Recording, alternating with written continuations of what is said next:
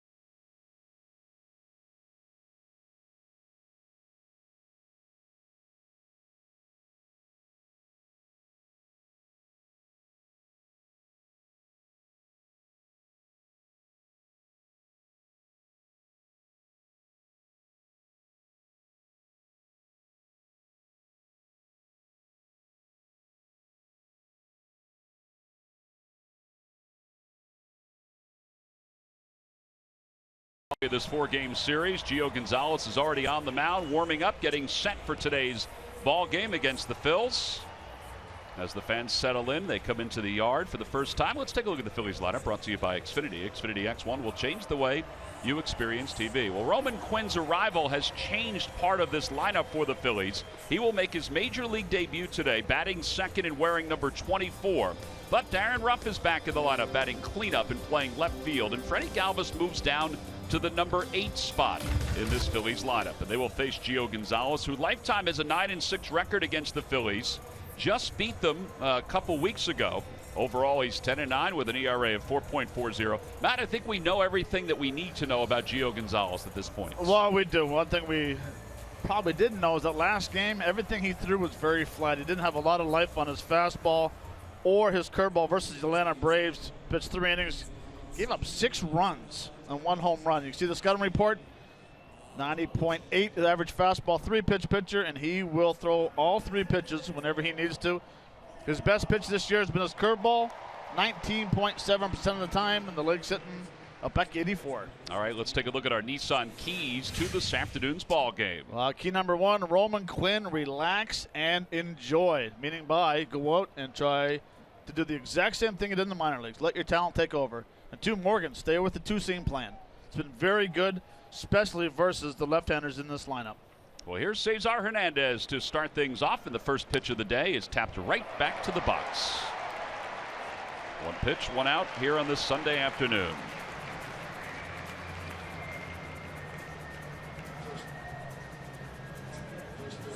I guess every pitcher will take that. And that'll bring Roman Quinn to the plate, who will make his major league debut here this afternoon. He and Jorge Alfaro arrived at about 10:15 today after Reading was eliminated from the Eastern League playoffs by the Trenton Thunder yesterday. And the first pitch taken outside. 1 ball and no strikes. Hit .302 down to Double-A with 6 homers and 25 RBIs. I should say he hit .302 in his minor league numbers. And he shoots one to the right side. Murphy has it, and he throws him out. So 2 ground outs for Gio Gonzalez, 2 outs here in the first.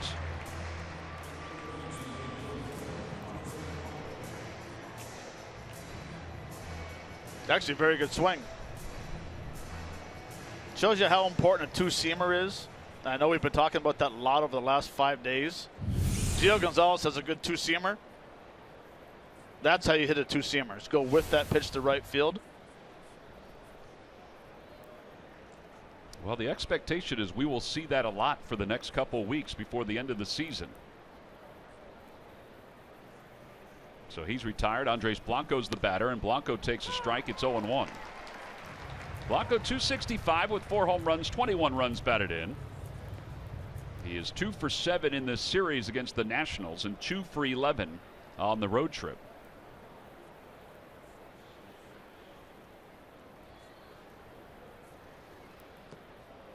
One ball and 1 strike.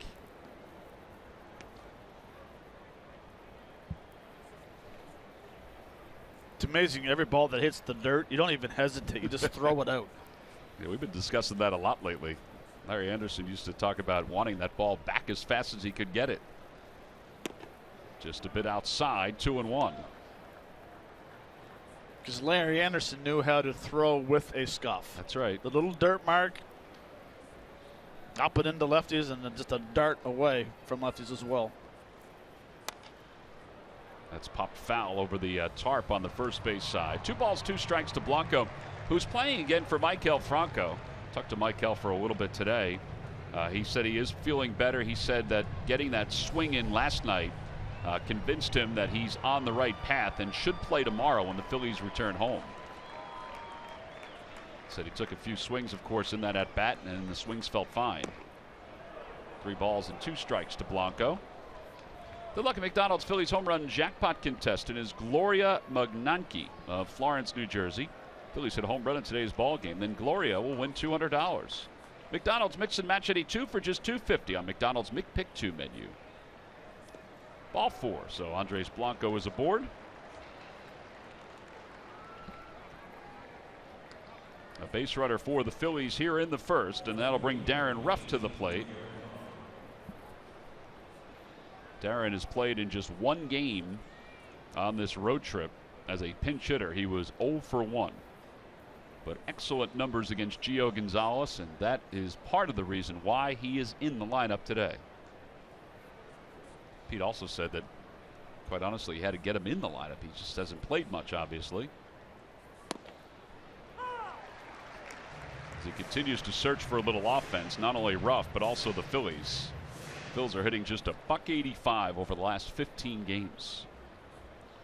Darren was probably thinking this is pretty good. His first 2 games called back up. He started both games. It was on the El Bencho, and now he's back in the lineup again.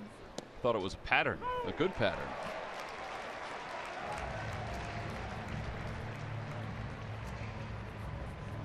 Little pitcher's pitch there for Gio Gonzalez.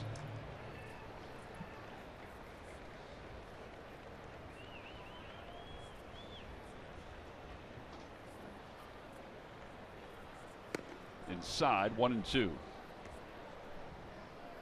Today's game is also available in Spanish. Just use the SAP button on your television or change the language through the menu. I see how your cable box. I say El Bencho, and we go straight to this. It was a little Spanish reminder for us to let us know that Angel and Bill are here. Over to third. Rendon charges and throws in time to get Darren Ruff. 5-3 on the putout. So 3 ground outs for Gio Gonzalez, plus the walk to Andres Blanco. Middle of the first. Phillies nothing. Nats coming up.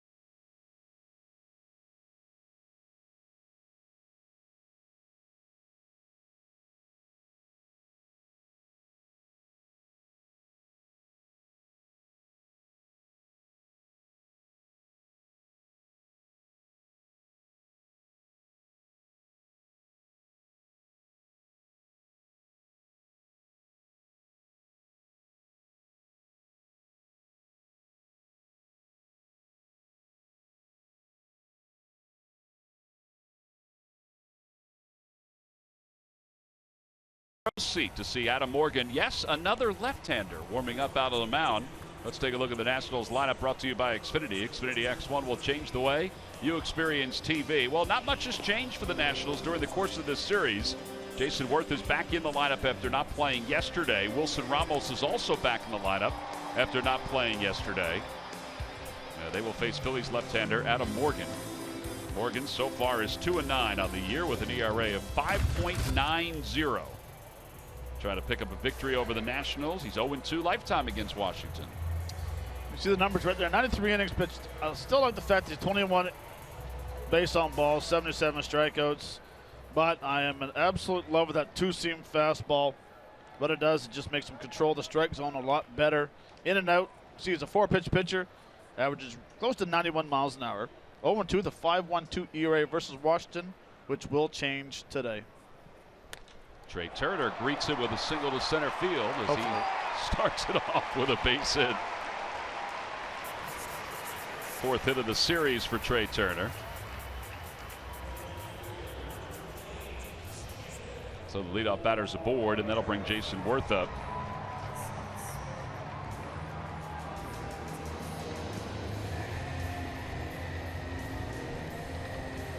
Jason 0 for 6 with a couple of walks.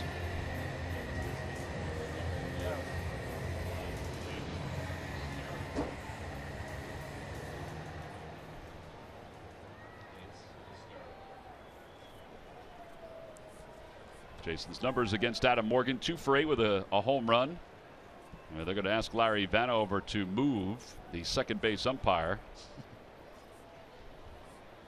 That's what it means. If you ever notice a hitter sit there and tap the top of his head, that's asking the umpire to move out of the way. Now, they don't have to move, but most of them do. Well, they should. They're in the way. Well, that is true. Worth swings at the first pitch, hits it out towards shallow center. Roman Quinn didn't see it right away, but he's able to recover and make the catch. And that's where speed certainly helps. Sorry, Tom. It's where speed really hurts. And I think what hurts today with Roman Quinn is that he didn't get a chance to take fly balls to center field and get the batter's eye and get the backdrop of how the ball carries in this ballpark. But you can see, step back a little bit, the explosive, good concentration, good recovery. Totally different playing in these type of ballparks compared to the minor leagues. A lot more people in the stands. Ball might carry different. Aaron Altair certainly out there to help. Altair is the most seasoned of the outfielders out there. Darren Ruffson left.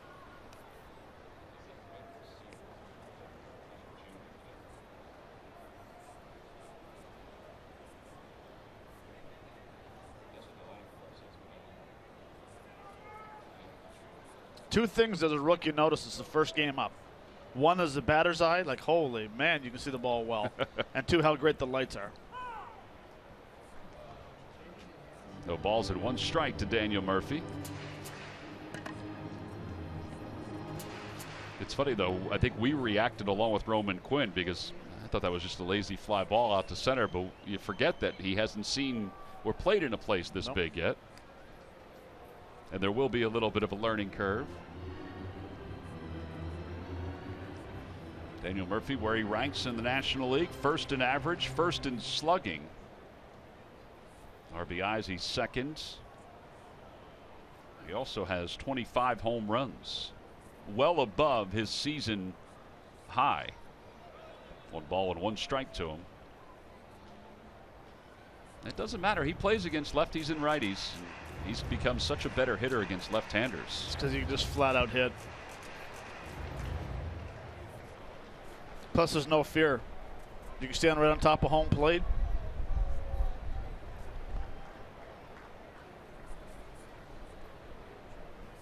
This is going to be a two-seamer inside. See? Tied him up. See how it ties left-handers up, a good two-seamer? I mentioned yesterday the hardest pitch for me was a right-handed changeup and a left-handed two-seamer. The only thing you're going to do with that is hit it off your knee. Hopefully not hurt somebody in the stands over the dugout. You cannot put it in play because it looks so good to hit. Well, they go out over the plate with the next pitch, and they probably got too much of the plate there, and it is 1 ball, 2 strikes. That's what he's done against left-handers. .331.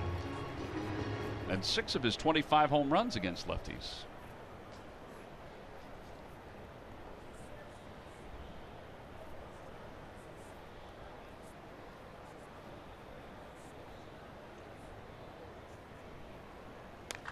Hit sharply past Tommy Joseph at first, down the right field line.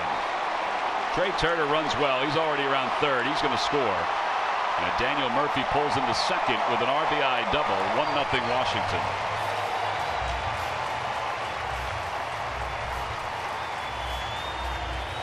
That ball was drilled off the bat of Daniel Murphy. And this is a two-seamer that didn't get it inside this time. You can see AJ's way inside. Too much to the plate.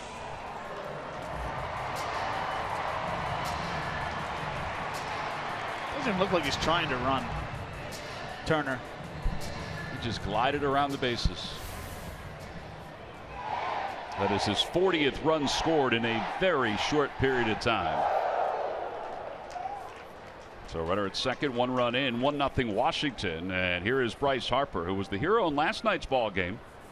At his 24th home run, a 3-run shot, and a 3-0 victory by the Nationals.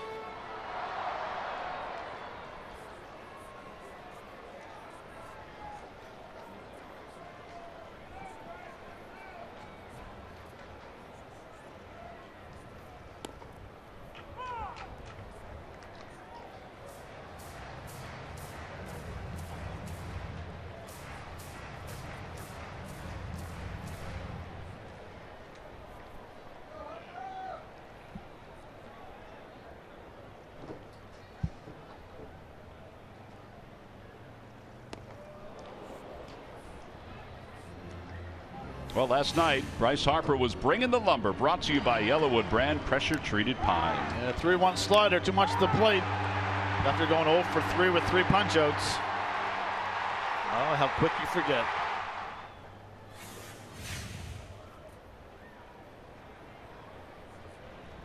One ball and 2 strikes to Harper.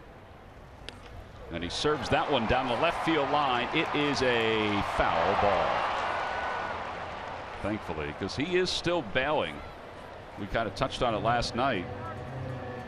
Something toward the outer edge of the plate he's having a very difficult time with. Yep. Just the kind of funk that he's in right now. Well, anything up in the zone, he'll be fine with. Just because you can react and you can reach up in the zone. But anything down and away, that's where the problem is for him.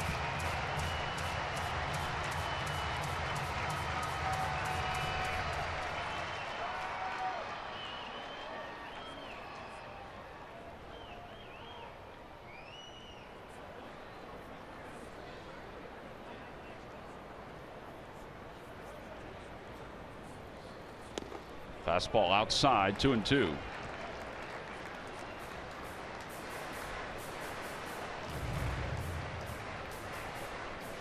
Last start for Adam Morgan, he went 6 innings. He struck out 5, did not walk a batter, and he allowed just 5 hits. But he's facing a little different animal here in the Washington Nationals.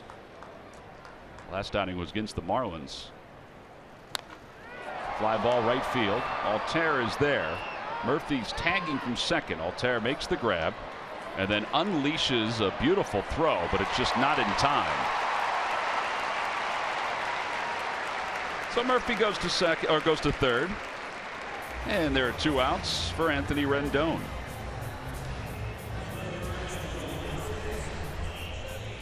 All right, one key about throwing a left-hander or a 2-seamer is you don't want to throw it for a strike. You want to start it on the corner, let it come in. That pitch to Bryce Harper started in the corner, then came in off the plate and jammed him. Same as Murphy's first swing and miss. It's like a cutter from a right-hander. You always start it for a corner strike and then bring it inside off the plate. Rendon takes strike 1, 0-1.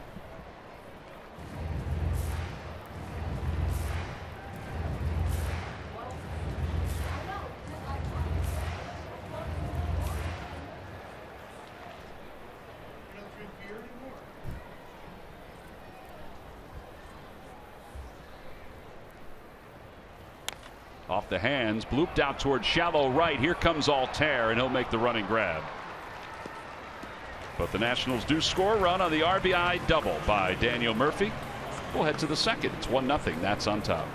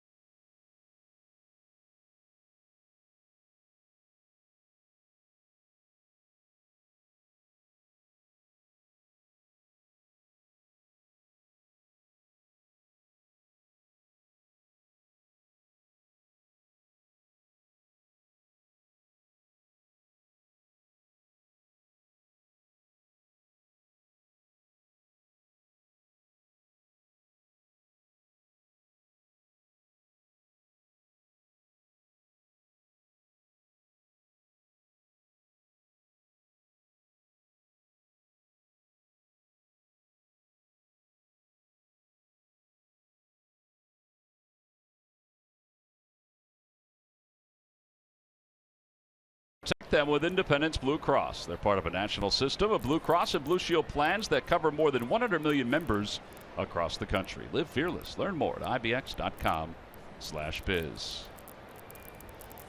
Oh, the Mids have found their way to the burger stand here at Nationals Park. I mean, every single one of them look like they're out there. They get themselves a chocolate shake maybe and a burger.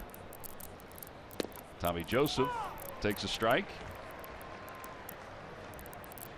Joseph hitting .244 with 17 home runs, 36 runs batted in. And it's 1-1.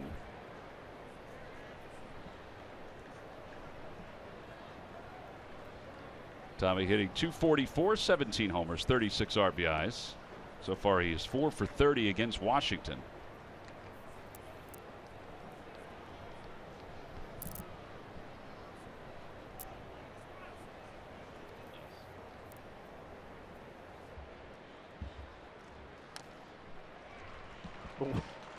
Ramos. Did it get him again? No, this time we got him in the inner thigh. He did not play yesterday because of overall body soreness, they said.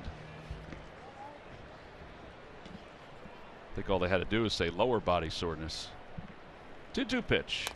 And a ground ball to shortstop, and it's booted by Danny Espinosa, and that is going to be Espinosa's 15th error of the year. I think he just assumed that was going to be a can of corn, and he can go nonchalant with it. Can't take a day off, Matt. Let's check the replay here and see if he peeks. Sometimes guys will peek. No, just came up and he booted it. His footwork was off a little bit. Probably sat back a little bit. So Tommy's aboard, and here is A.J. Ellis. Ellis takes wide, 1-0. Ellis 0 for 7 on this road trip.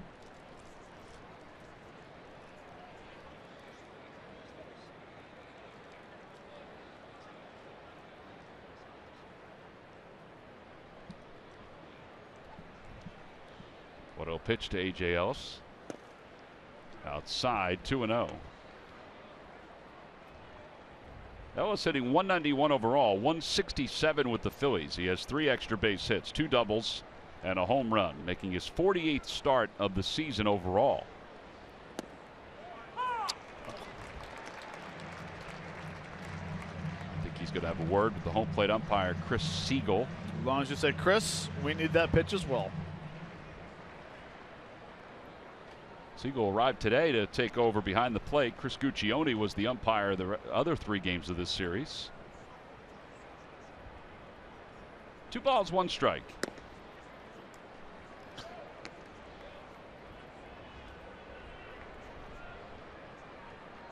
I think Wilson Ramos and Gio Gonzalez wanted that pitch. Yeah, but one thing about Wilson Ramos when he catches, he moves around a lot. Right when he's about to receive the pitch, he moves. Ball's back toward the middle into center field, a base hit. So the Phils have runners on first and second to start this inning. Well, it's time now for our cold hard fact, brought to you by Clean Crisp Coors Light. And 2 guys today who have not fared well in what they term shutdown innings. Gio Gonzalez is at only 46.8%, Adam Morgan at 45.5%. So that means they're not shutting the other team down after they get a run or 2. Or 3 or 8. Runners on first and second. And Aaron Altair takes a strike, 0-1. Aaron is 0 for his last 10 and 2 for his last 32.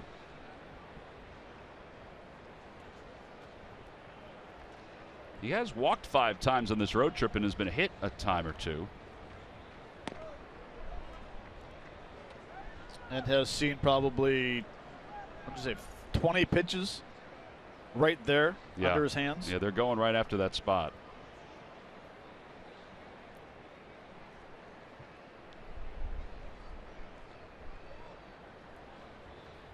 He hits that one toward third. A big hop for Rendon. 1, 2. He is not an easy guy to double up because of his speed, but he hit that one right on the nose.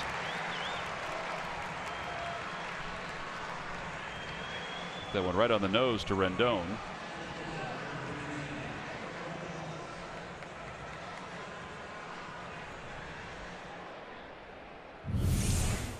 He did. Two-seamer inside. One big hop, strong feed. Good turn by Murphy. See, the key is he didn't try to rush the throw. Got his bounce. Threw a strike.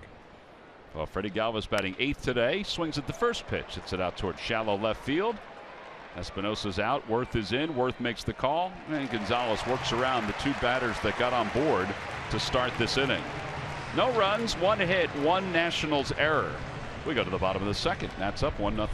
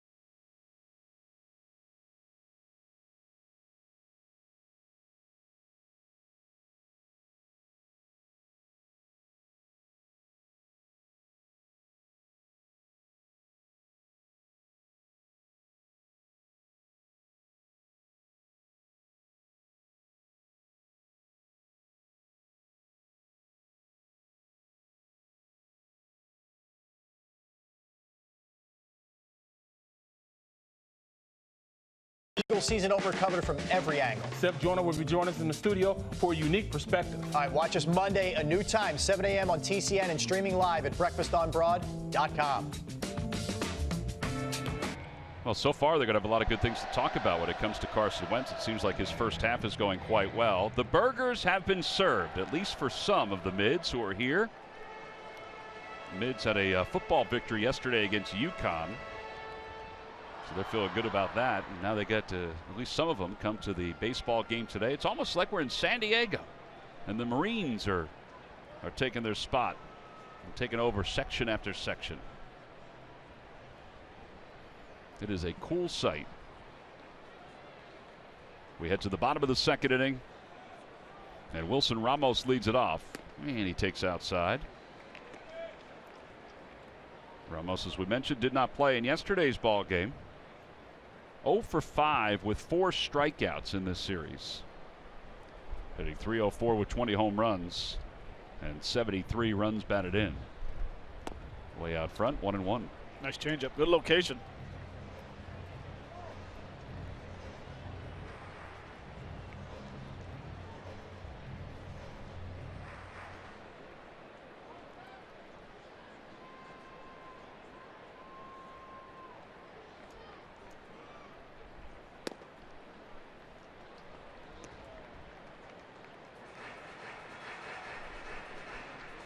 Two and 1 to Ramos. Nationals' magic number to clinch the East is at 12 because the Mets lost in extra innings yesterday to the Braves. 2 balls and 2 strikes. With that home run that Harper hit yesterday against the Phillies, they have 20 home runs in the season series against the Phils, which, as we have told you, they've dominated the last couple of years.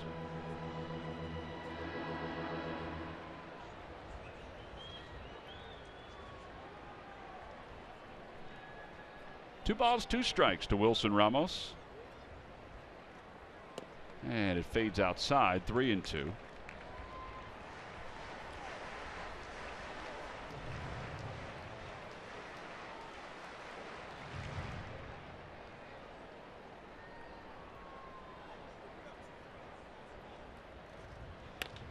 Jones pulled toward third, picked on one hop by Andres Blanco. 5-3 on the putout. One away. Ryan Zimmerman's coming up. Well, as we mentioned today, the Major League debut for one Roman Quinn. He was playing center field here this afternoon, but Murph, it's not going to be the only position he plays up here in the big leagues. He's a converted shortstop. He played 149 games at shortstop in the minor leagues, but is now an everyday outfielder, but may not be an everyday center fielder in the big leagues. The Phillies want to see him in 3 different positions out there. They're going to move him around. The bottom line is they want him to play. And I got a chance to talk to Roman Quinn this morning when he arrived. Yeah, as you mentioned, Tommy arrived about 10:30 this morning. He slept quickly. A car service picked him, Jorge Alfaro, up early this morning to get them down to D.C. And then he got here and he saw his name in the lineup and he said to himself, wow, it is a dream come true. You know, he's getting a chance to make his Major League debut and really getting an opportunity now over the next couple of weeks to show what he can do. He had a conversation with his manager, Pete Mackanin, today, who said, look, just continue to do what you were doing down in the minor leagues. We just want to see you play baseball and see what you can do. He knows he's getting a great opportunity, and I'll tell you what, the smile on his face, you could not wipe it off this morning as I talked to him, because he just understood the gravity of the situation, just how important it was, the opportunity that he's going to get over the next couple of weeks. Yeah, and Pete said part of it is because of his injuries this year and that he didn't play a whole lot of games. He played 71 games in the minor leagues. He said, but the other part of it, he said, listen, he said, we will get a chance to get a glimpse of what he can do. He said his numbers were very good in Double-A, so we think it'll equate to success up here in the big leagues. And I said to Pete, I said, is it going to mean that there's going to be other guys who will lose time? He said, well, it's September time. He said, there's always guys that will lose time in September. So, you know, when Odubel's out there, Odubel will play center field and Quinn will play left, he'll play right. He said, but, you know, he's one of the young prospects who is getting a chance. He said it's good to see that all the talk of some of these prospects for at least a couple weeks will pay off, and he'll get a chance to be out there. He's one of the prospects I was really hoping would get called up. Saw him in spring training. We've already seen what he can do on the defensive side and take full advantage. But I think the best thing that he probably heard today was relax and just play the game. No balls and 2 strikes to Danny Espinosa. And that ball's lined down the left field line. It'll hook foul. And it remains 0-2. The lineup was in a different spot today than it normally is. Usually it's on the bulletin board next to the kitchen. As you see the position players since the start of 2015 who have made their Major League debut, along with the pitchers. I mean, there's a ton of pitchers. But the position players, he is the 5th position player, and then Jorge Alfaro will be the next one. But the lineup card was in a different spot. So when he was walking around looking for the lineup, it was right around the corner. Everybody walked past it today as Espinosa goes down on strikes. And as soon as he saw that his name was in there, I mean, the smile went from ear to ear, because I don't think he anticipated that he would arrive and be in the lineup and bat third when we come back with the Phils down 1-0.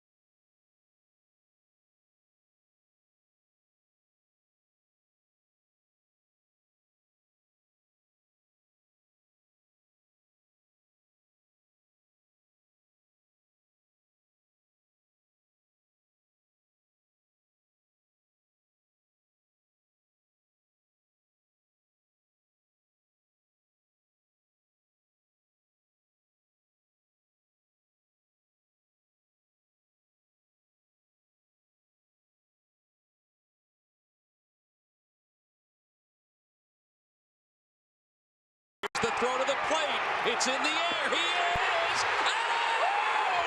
Cameron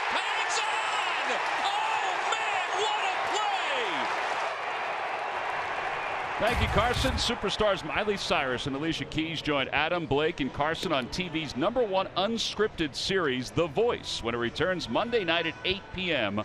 only on NBC. Nationals lead at 1-0 as we go to the top of the third. Speaking of grinning ear to ear. That was a great play. Adam Morgan will lead things off. Morgan is 3 for 27 so far this year, with 8 strikeouts, hitting a .111. Now the first pitch inside, 1 ball, no strikes.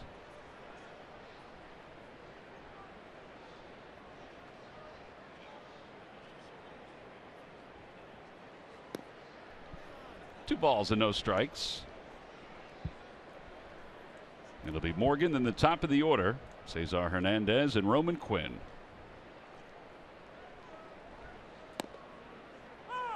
Two balls and 1 strike.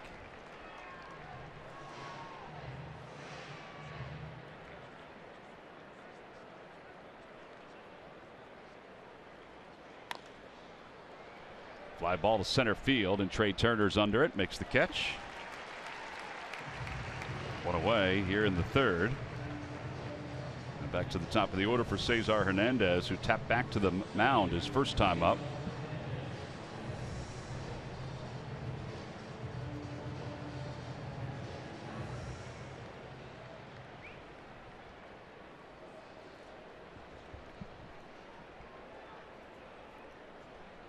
Cesar swung at the first pitch his first time up.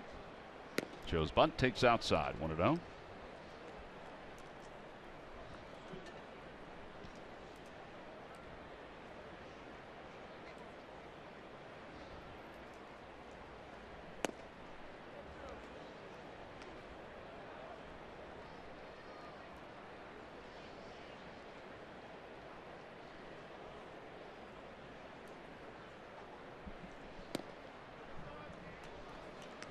A little different at bat this time, taking some pitches.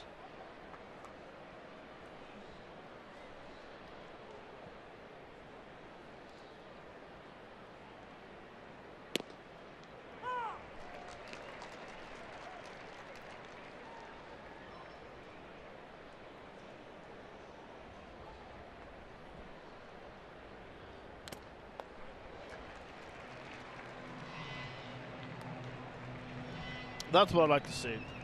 You know, I mentioned it earlier that he was getting to the point where 2-0, 3-1, he was taking pitches, working the count. Still be aggressive as long as it's a good pitch to hit.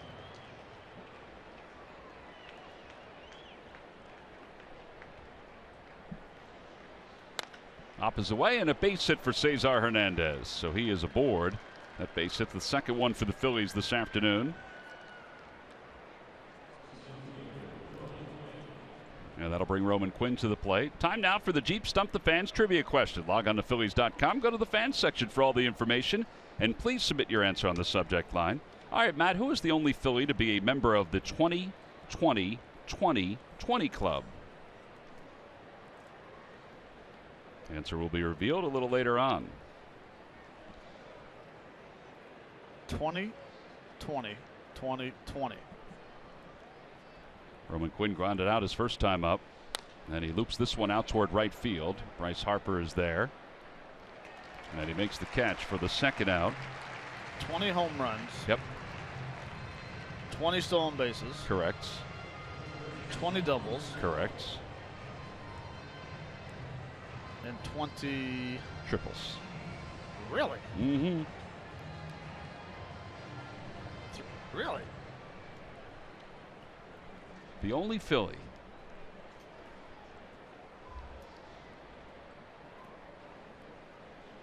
Here's Andres Blanco, who walked his first time up.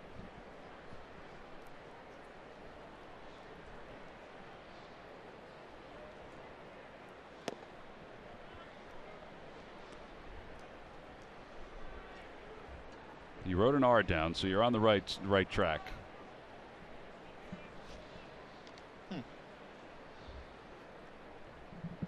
Am I correct? You are correct. So we get a miss. 1-1. happy train ride. There's another player, former Philly, that starts his last name R-O-L also that I thought you were going with originally.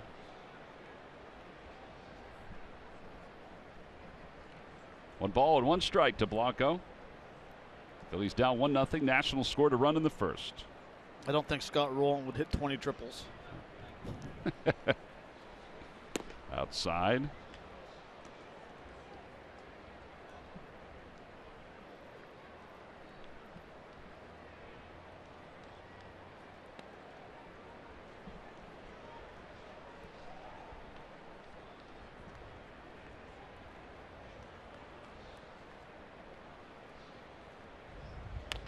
Tapper foul, and it is now 2 balls and 2 strikes to Andres. The most popular way to follow Phillies baseball is with MLB.com At Bat, the #1 app for live baseball. Enjoy live look-ins, highlights, game day, scores, StatCast, live radio broadcasts, and more. Get MLB.com At Bat on your favorite devices now. 2-2 to Blanco.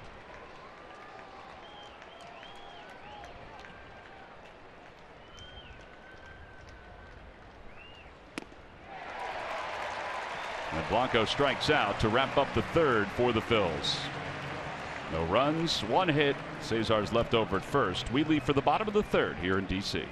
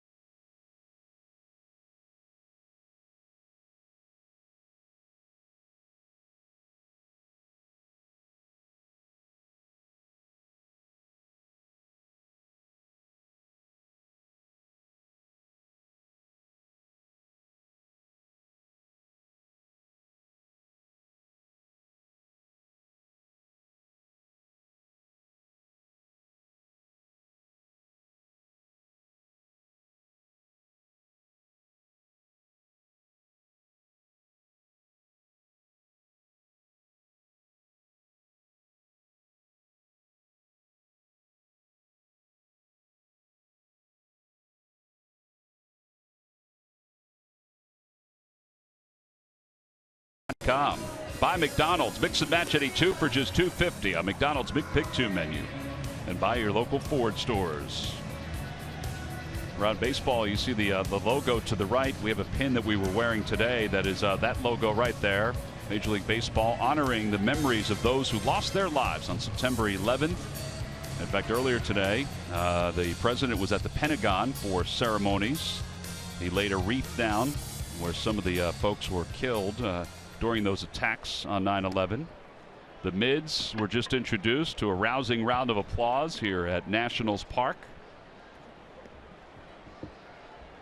Baseball and everything else stopped that day, and then baseball was part of the healing process that season, culminating with the World Series between the Yankees and the Diamondbacks, where President Bush went to the top of the mound and threw a strike in front of a sold-out crowd at Yankee Stadium. Gio Gonzalez takes a strike. It's 2-1. You remember when the Phillies came back to the vet to play their first home game, and just the ceremonies that took place there, that iconic photo of Larry Bowa with tears streaming down his cheek. It was an incredible night. As Commissioner Bud Selig, in conference with President Bush at the time, decided that baseball needed to continue and be part of that healing process. 2 balls and 2 strikes to Gio Gonzalez. Little Tapper foul. A lot of the coaches were talking about that day and where they were when the attacks on September 11th took place. Pete said he had just gone back home to Sarasota.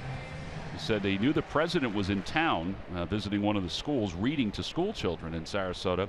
He and his wife Nancy were just returning from Lynchburg, where he was managing that year.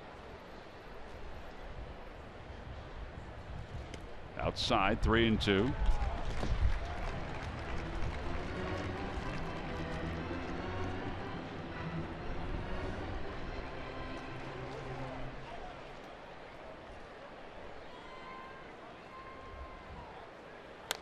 Gio Gonzalez lifts it out towards center, and Roman Quinn is there. This time he judged it and made the catch.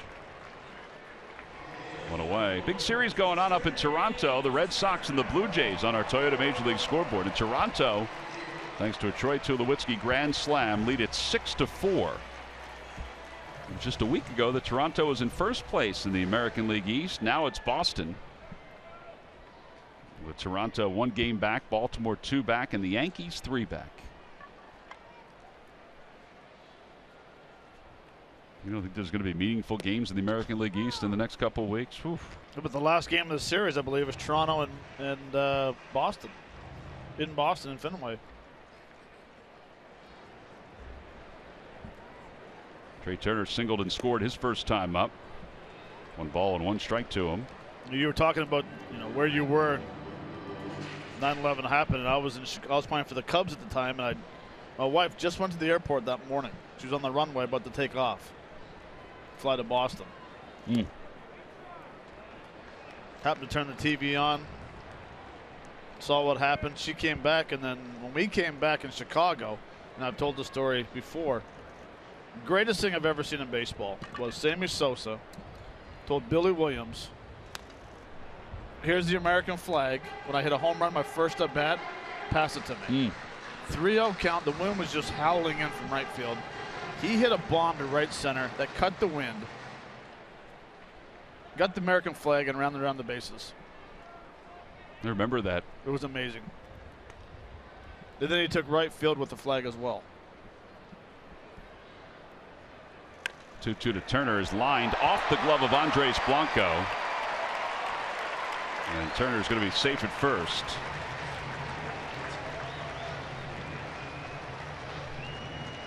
That has been scored a hit for Trey Turner.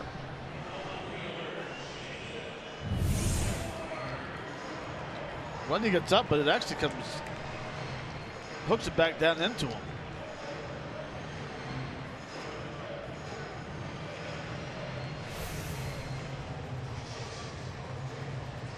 Kind of signaled to Freddie Galvis that the ball turned at the last moment. Well, it scored an infield hit for Trey Turner. And now Jason Worth will be the batter. He fly to center his first time up.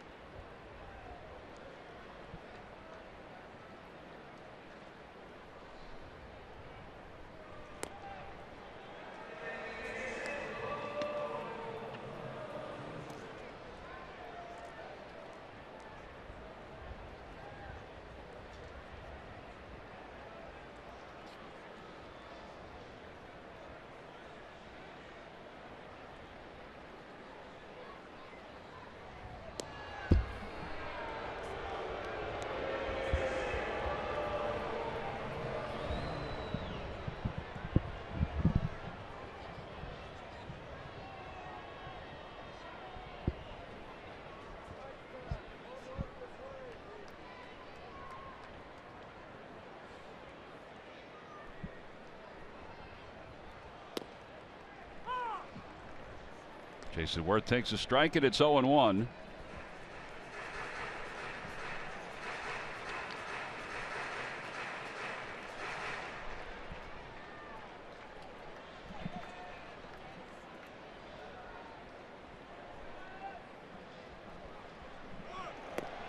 Runner goes, throw to second base by Ellis, not in time, and Trey Turner steals his 22nd bag of the year. Well, even after all those throws over to first, Turner got an excellent jump. So he's in scoring position now for Jason Worth. Adam Morgan doesn't have the best move to first, but he's not too bad to home for quickness. But Turner with tremendous speed, like you said, Tom, stole that bag easily.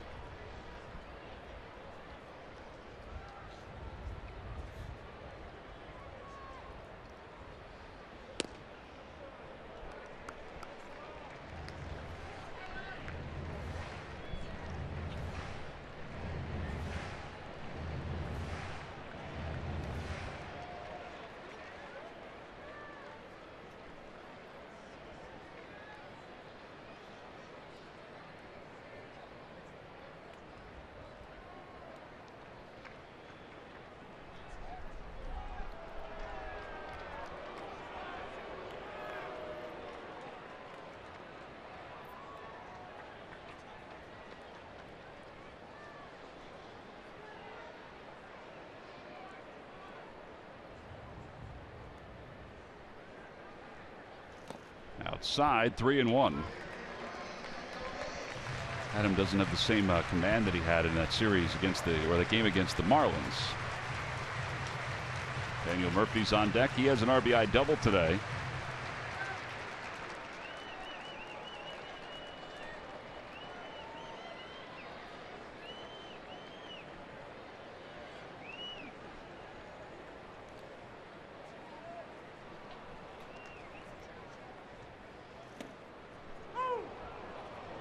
I think he surprised Jason with that pitch. 3 balls and 2 strikes.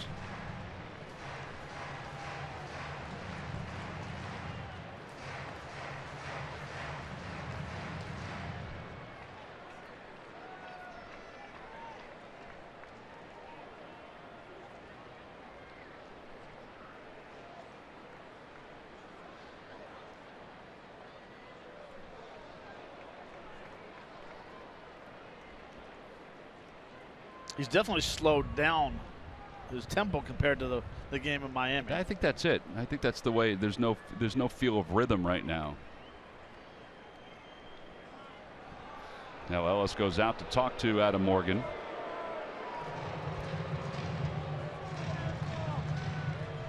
There's Max Scherzer last night, worked into the 7th inning of the ball game. Did not fare in the decision.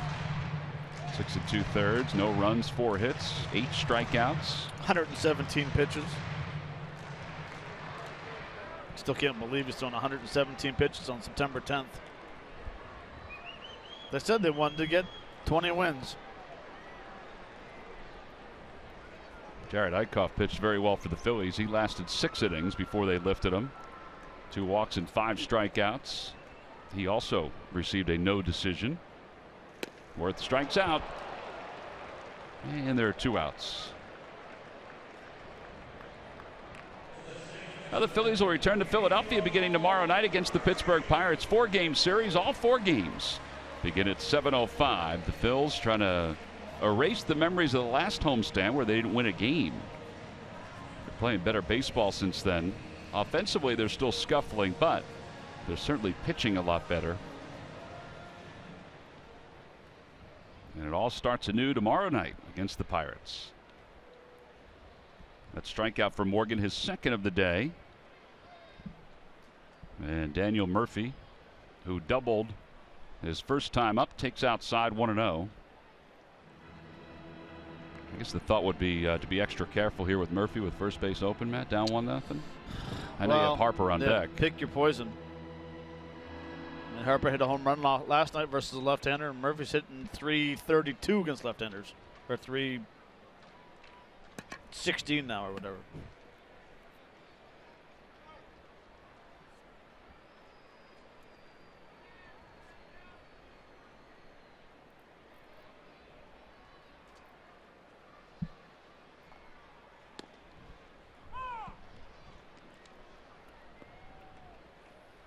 Starters have been pitching better. Their numbers on the road trip, 3-1 with a 2.04 ERA. They have not allowed a home run. and 35 1/3. I think the part of it too is that they're working deeper into games. And no free passes. Yep. In reality, they probably could be better than 3-3 the way the starters have pitched. When you think about last night's start alone, Jared Eichhoff, I thought, was sharper than Max Scherzer, even though Scherzer had 8 strikeouts. But they just couldn't get any runs against Scherzer.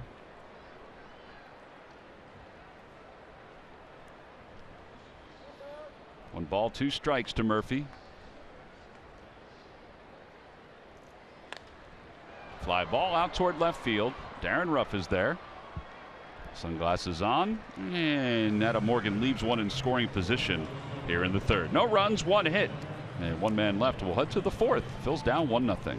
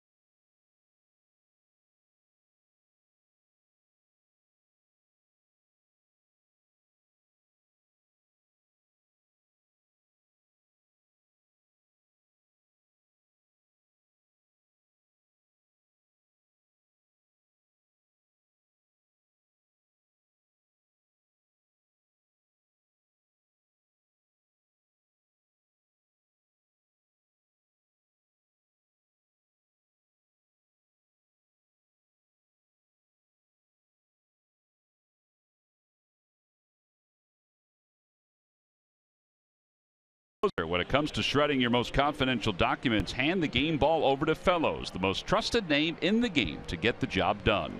Delivered for free by who but W.B. Mason. Gio Gonzalez has allowed 2 hits so far as we begin the 4th inning. He will start things off against Darren Ruff. Darren Ruff's due for a big league home run. He sure is. Hitting a .157 with no homers and 3 RBIs. Hit 20 home runs down in AAA, had 40 extra base hits.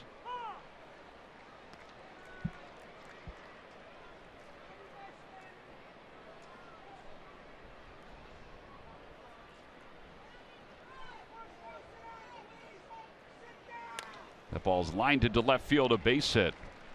So Darren's aboard. Elevate. Well, we mentioned before how good his numbers are against Gio Gonzalez, and he's just added to it there. And Tommy Joseph, who's also due. Tommy is 4 for 31 against the Nationals this year. And 2 for 15 on this road trip. Takes a pitch a bit low, and it's 1 ball and no strikes.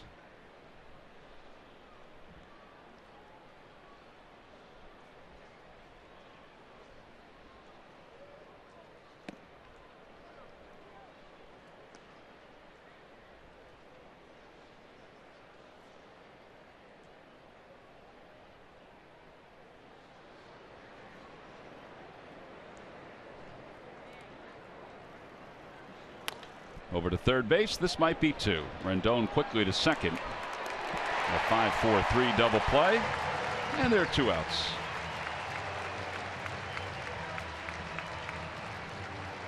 Well, that is the second 5-4-3 double play of the afternoon for the Nationals. Certainly helping the pitcher's cause.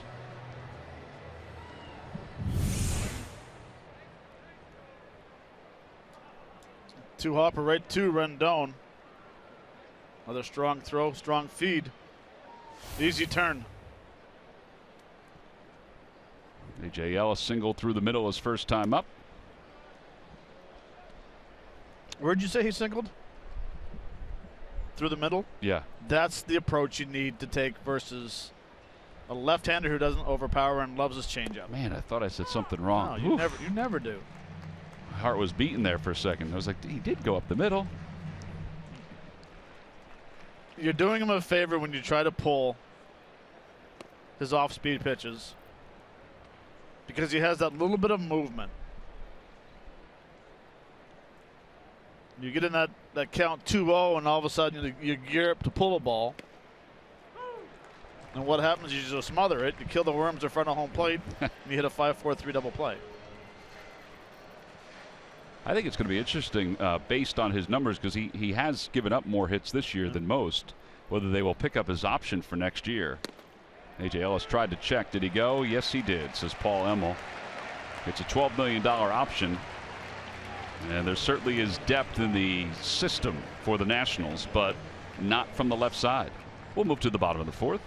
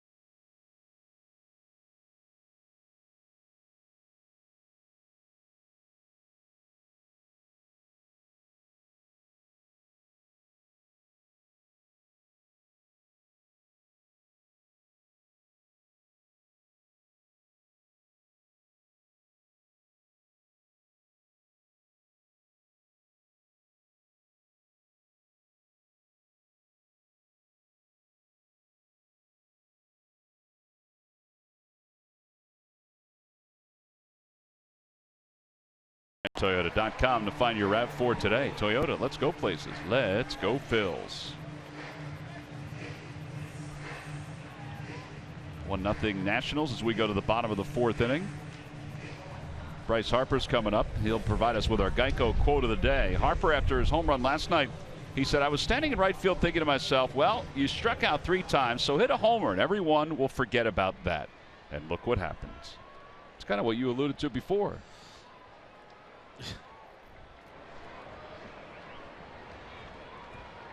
First pitch here is hit foul over the third base dugout. 0-1.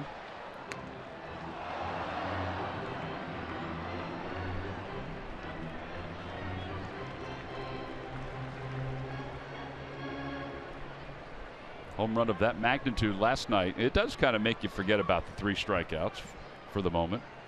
1 for 4 every game with a 3-run homer. Yeah. I think I would take that.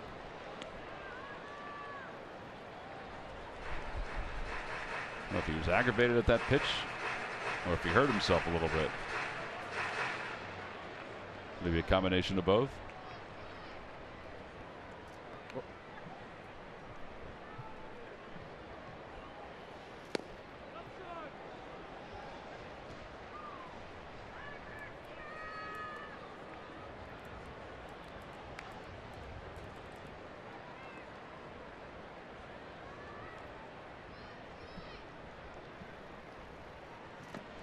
Two balls and 2 strikes.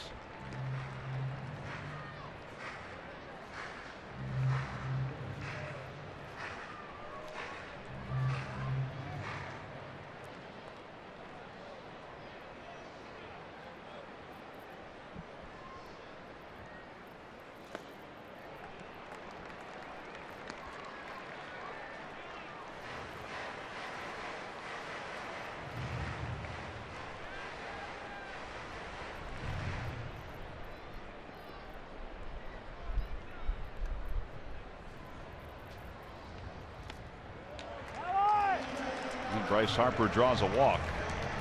So he's aboard. Well, he's ahead of him, no balls and 2 strikes, but he wound up losing them. And Anthony Rendon is now the batter.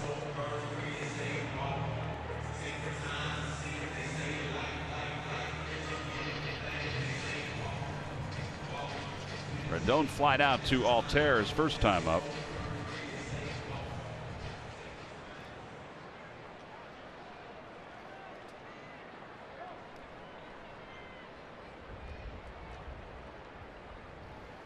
Outside, 1 ball, no strikes.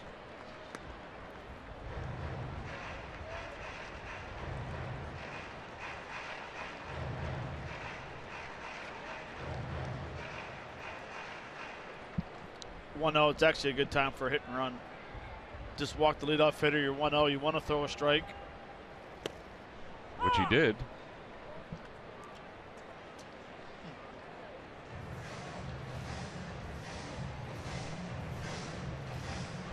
Is Dusty that kind of manager where he does those kind of things? No, I think Bryce Harper has the green light.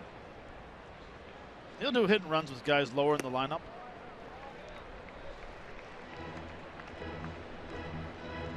I probably should know this. Did you play for Dusty anywhere? No, I did not. He certainly has been successful most places he's been. Actually, everywhere he's been.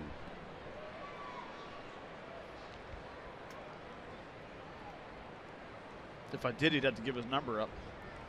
I actually was just thinking that. Over the first base dugout. I'm just kidding, Dusty. Oh, nice hands off the seat.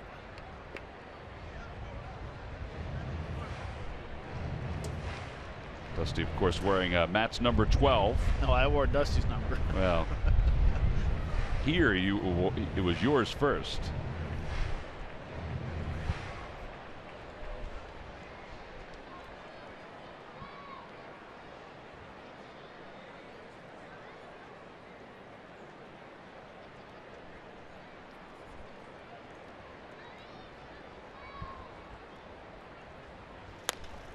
Rendon loops it out toward right. Here comes Altair, and he had trouble with that one. He was really fighting the sun and something, whether it be reflection from a shirt or what. So what a way, and that brings Ramos to the plate. Tuesday, September 20th, the Phillies will finish up their interleague schedule, and they'll do so against the Chicago White Sox. 2-game series. You can get tickets by going to Phillies.com. See Todd Frazier and those guys coming in.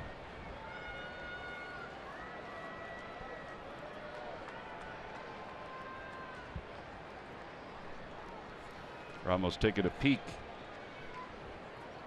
over in the third base coach's box.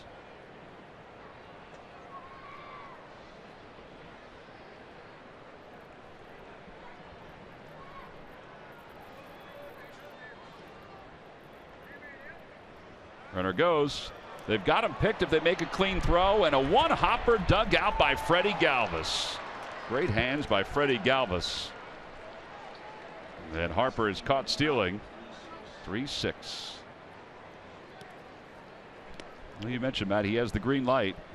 When Bryce does the right thing, you just take off, keep on going. Make the first baseman rush this throw, which Tommy did. But Freddie Galvis, tremendous hands at shortstop, picks it cleanly. Freddie has gone 44 games without an error. 44 consecutive games without an error. Just one error since the All-Star break. Not that that would have been his error, but just to show you how good he has been.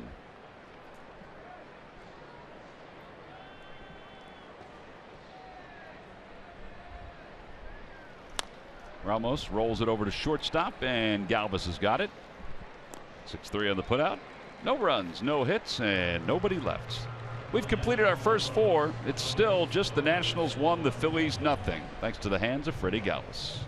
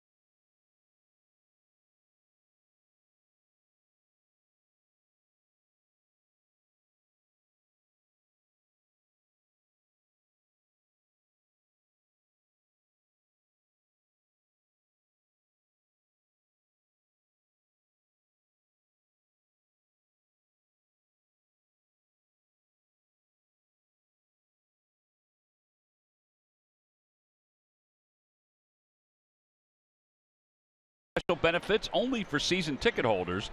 Deposits are now being accepted for new season tickets. Call 215-463-5000 or visit Phillies.com for more information. On to the top of the 5th inning here in Washington. Phil's down 1-0. Aaron Altair swings at the first pitch. Is it the 3rd time today that Phillies have started the inning with the first pitch swinging? Yep, it is. And now Freddie Galvis will be coming up. Freddie taking his time getting up to the plate. It'll be Freddie, then Adam Morgan.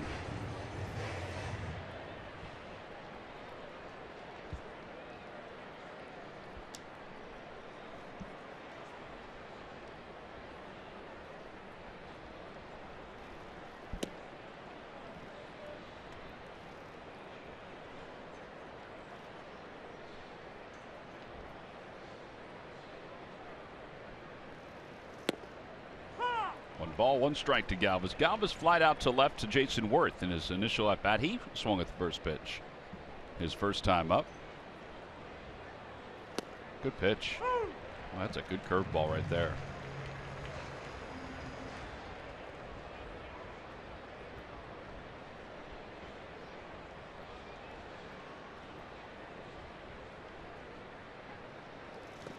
And he waves at that one. And Gonzalez picks up a strikeout. He has 1 strikeout each of the last 3 innings. Ramos wants it on the dirt. There it is.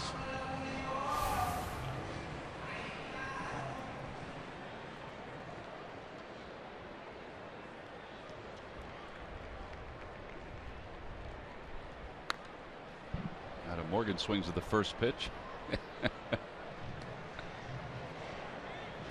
Like a neck ball right I was there. going to say that was not the pitch you want to swing at if you're going to go hunting for the first one.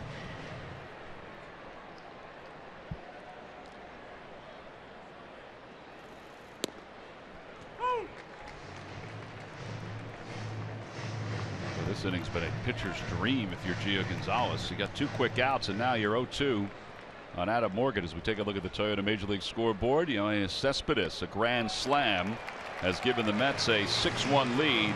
We do not have the same semblance of offense here today at Nationals Park that they have going down in Atlanta. But we've got some good pitching. Gio Gonzalez as well as Adam Morgan. That's an 8-pitch inning for Gio.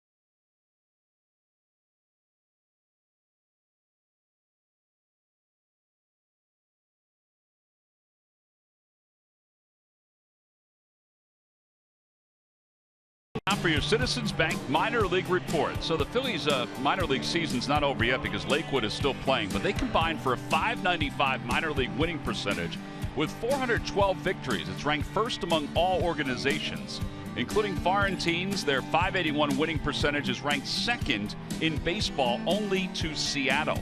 And every team had an ERA of 3.85 or lower, and 4 of the 6 teams hit better then 260. It was a good year for the Phil's farm system, and it's continuing with Lakewood in the South Atlantic League playoffs. Unfortunately, Lehigh Valley, the Gulf Coast League, and Reading all lost in the postseason, which is why Roman Quinn and Jorge Alfaro are both here, as well as Cody Ashe, Joely Rodriguez, Luis Garcia, and the guys from Lehigh Valley. Home half of the fifth inning, Ryan Zimmerman will start it off. It'll be Zimmerman, Espinosa, and then Gio Gonzalez. Breaking ball, 1 ball, no strikes. I wonder when Jorge Alfaro will get his first chance to catch. I mean, obviously, Cameron Rupp is the primary catcher, and they've got to mix in A.J. Ellis as well. Talking to John McLaren, who handles the catchers for the Phillies, and John's out as the bullpen coach now for the Phils. He said he's excited to see what the progress of Jorge Alfaro is defensively. Over to shortstop, big hop for Freddie Galvis. 6-3 on the putout. John's eyes went wide today, Matt, when I asked him about Alfaro. I said, defensively, how is he? He goes, well, he'll control anybody's running game. He said he has what they consider a plus arm, but it's beyond his strength behind the plate, throwing guys out. They said the biggest thing that he has to deal with is, learning the major league hitters, which will help call a game, but also positioning behind home plate, just setting up behind home plate. Danny Espinosa struck out his first time up, and he taps this one foul. I understand any first year, second year catchers have to learn the league. You go over the scouting report, but you just can't go by the scouting report every time. It's going to be like you're watching every pitch the pitcher throws. It's all right to get off the scouting report a little bit, depending on what the pitcher has that day.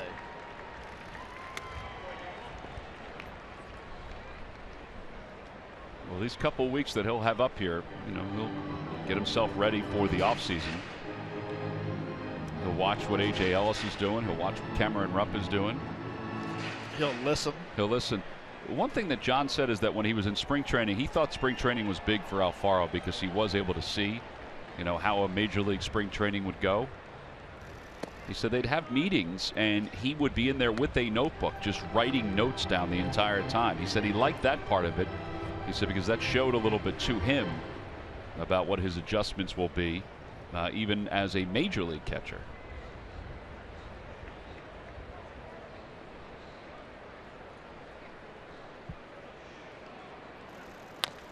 Another one over at shortstop for Freddie Galvis. And Freddie takes care of Espinosa for the second out. 2 outs for Gio Gonzalez.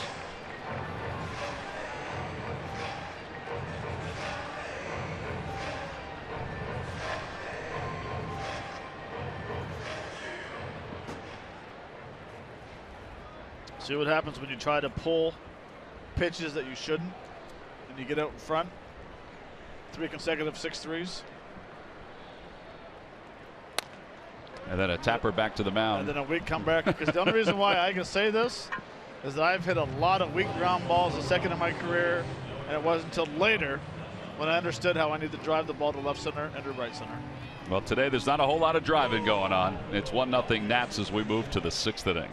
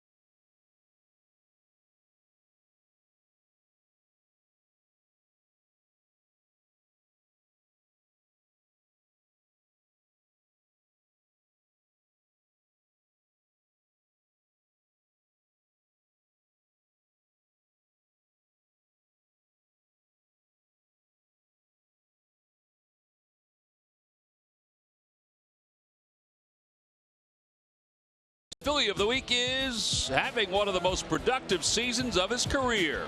As usual, Freddie is defending his position on the diamond at a top-notch level. The 26-year-old is first among NL shortstops in starts and fielding percentage. But that's just the glove. At the plate, Galvis has reached career best marks in doubles, home runs, extra base hits, RBIs, and steals. In the field and at the plate, he has elevated his game, and it's brought to you by Independence Blue Cross. Live fearless. Well, we've seen that here this afternoon at shortstop. Freddie Galvis has played a flawless shortstop for the Phils.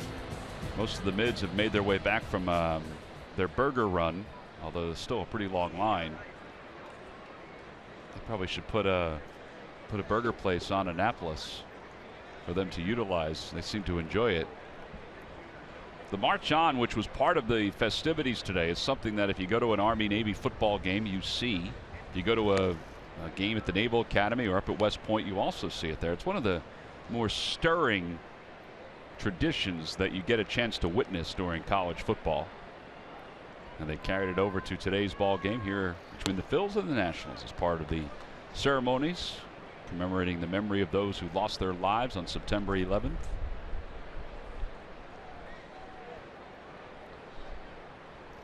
Cesar takes a strike, 2-1. All right, Matt, so here we are in the 6th inning, and the Phillies have 3 hits against Gio Gonzalez. What do you want to see differently this time through for the Phillies hitters? Not that, unless it's an infield knock. Espinosa's got a strong arm. Did Zimmerman hang out of the bag? They say he did. First base umpire Paul Emmel was on it. Cesar is taking a slow walk toward the bag. He looked back at Mickey Morandini. Now, Mickey did not signal to the dugout. Espinosa just threw it to the general area, and Zimmerman, the throw definitely beat him. Whether his foot was still on the bag is what's in question. This is a great play by Espinosa. It looks like his foot's off the bag. Doesn't it look like it's off a hair? Phillies are taking a long look at it. They'll probably freeze it right there. I think he's off the bag. I mean, it's close. It is close. That's a tough call. You know, 6th inning, I wouldn't, you know, I would think about even doing it just because it's the 6th inning. Larry Vanover's walking over toward the Phillies dugout, and they are not going to review it. Well, Larry's walking over, but what's he going to tell him? It looked like he was going to tell him to hurry up, but okay, I'll hurry up. There are no parameters around it. No rules around it. Nope, there really aren't. The umpire could do whatever he wants, but Roman Quinn shows bunt, takes a ball.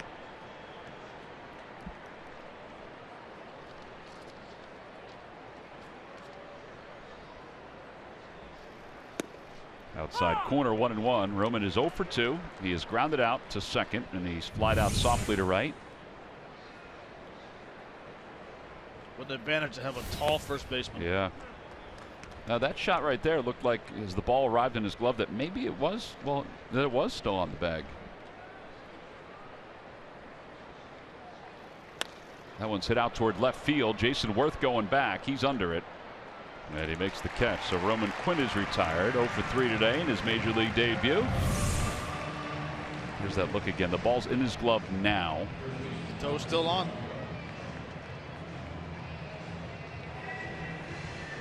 Great shot. Great use of technology. At least it looks like it's on. So you asked my thought of what I would like to see. Yeah, before Andre swings at the first couple pitches here. Think about getting jammed. Right, you never want to hit the ball out front, off the end of the bat, because it's not going to work. You think about getting jammed, you get the ball a little deeper in the zone. You don't get out in front of the changeup. You just bring your sights back in a little bit. That Roman Quinn's ball hit the left center is a good swing because it's towards left center.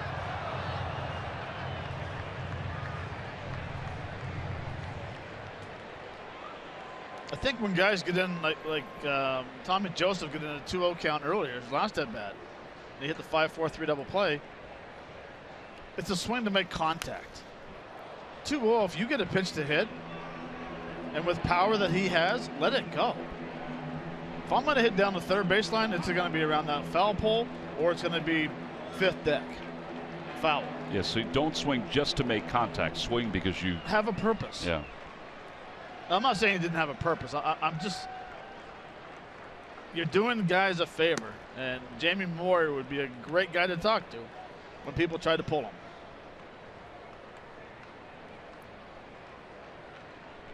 Sorry, Jamie, it always comes back to where guys not overpowering, and I use your name, but.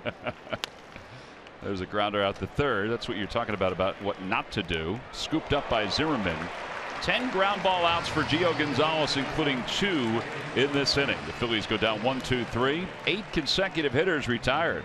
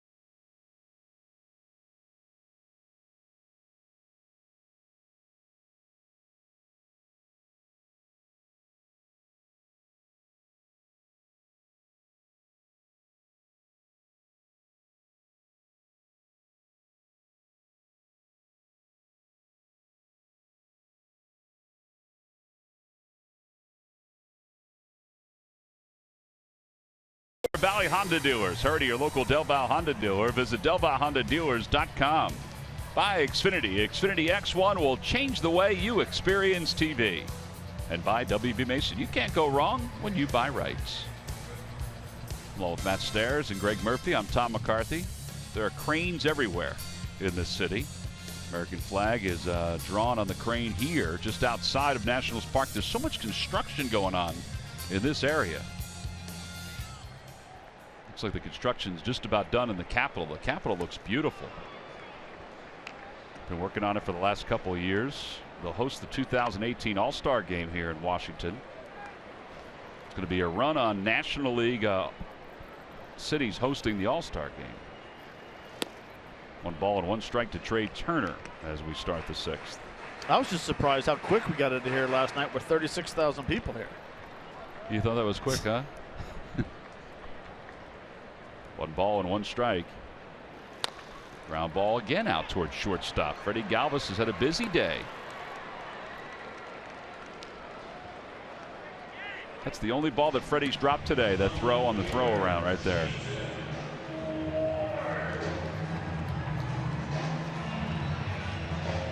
Here's Jason Worth. At least it's flying out to center. He's also struck out.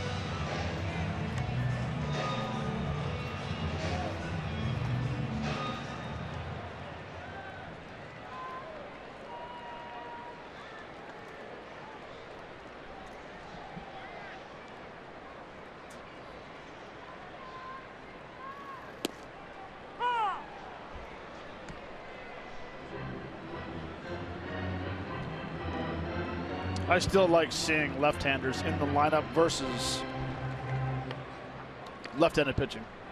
Does it matter what left-handed pitching? That ball's hit well out to center field. Roman Quinn sprints back toward the track. He's under it, and he makes the catch. I think it doesn't.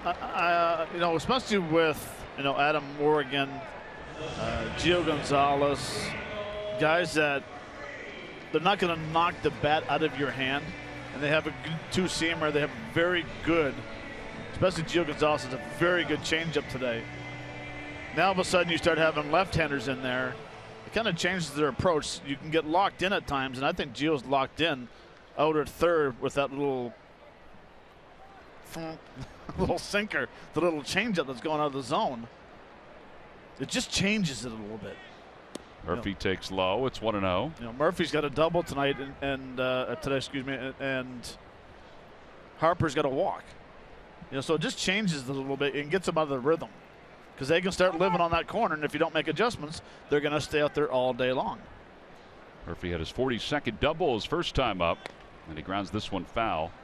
But it's 1 ball, 1 strike. Well, he certainly, Murph, has a point to prove, it seems, against the teams in the National League East after he was passed off by his old team, the New York Mets. Yeah, you think Washington Nationals general manager Mike Rizzo is not smiling about the acquisition of Daniel Murphy. Now, remember, the Nats were looking for a second baseman. They first went out and made a deal for Brandon Phillips, but he nixed that with a no-trade clause, so they did not get him. Then they flirted with Ben Zobrist as well. He ended up with the Cubs. So then they offered the 3-year deal to Daniel Murphy, and Mike Rizzo was asked about, just the impact that he's had, and he said, look, I didn't think he was going to hit 350. I knew he was going to be good, but look at the numbers against the other teams in the NL East. I mean, the Phils are really doing the best job against Daniel Murphy, batting .328, the 2 home runs and the 10 RBIs. What he has done against the Mets this year has been absolutely ridiculous, with the 10 home runs, the 21 RBIs. So Daniel Murphy has been the perfect acquisition. It just goes to show you, always, maybe your first decision is not always the best decision, but things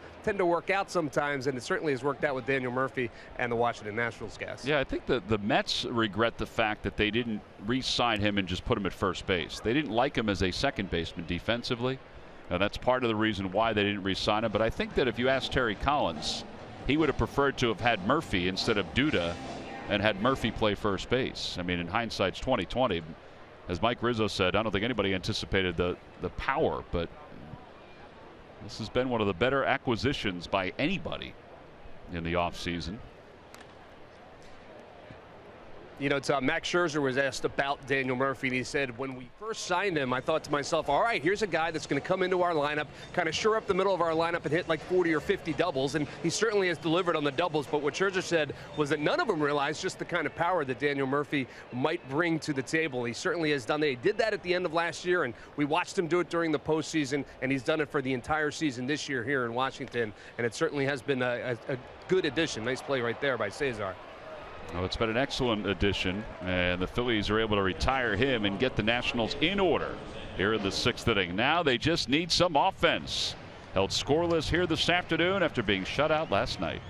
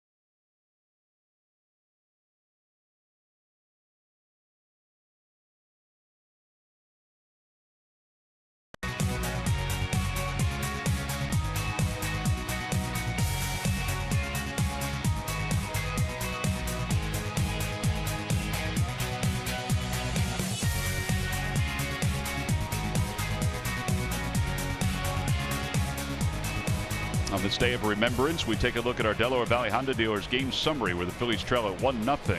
Phillies have been held scoreless for 16 consecutive innings. We head to the 7th. Gio Gonzalez has pitched 6 scoreless so far. Darren Ruff has one of the 3 hits. It was a single to left field. It's 1 ball and 1 strike to Ruff.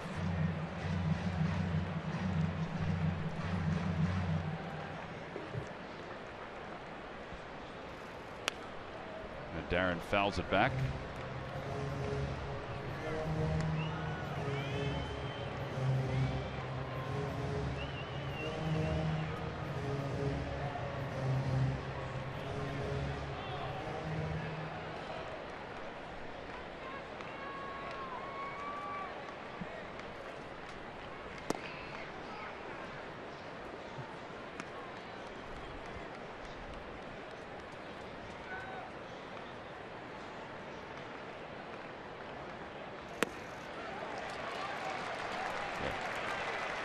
Ruff is down on strikes for the first out.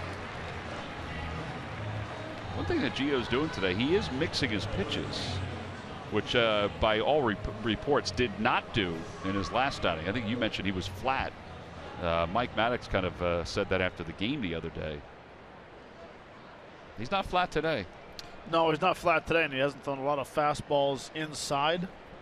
When he does, he wastes it inside. Home plate umpires bought into the outside part of the plate, too. Well, for both sides, and that's a good two-seamer right there. That's good movement. 81st pitch to Tommy Joseph. Outside, 1-1.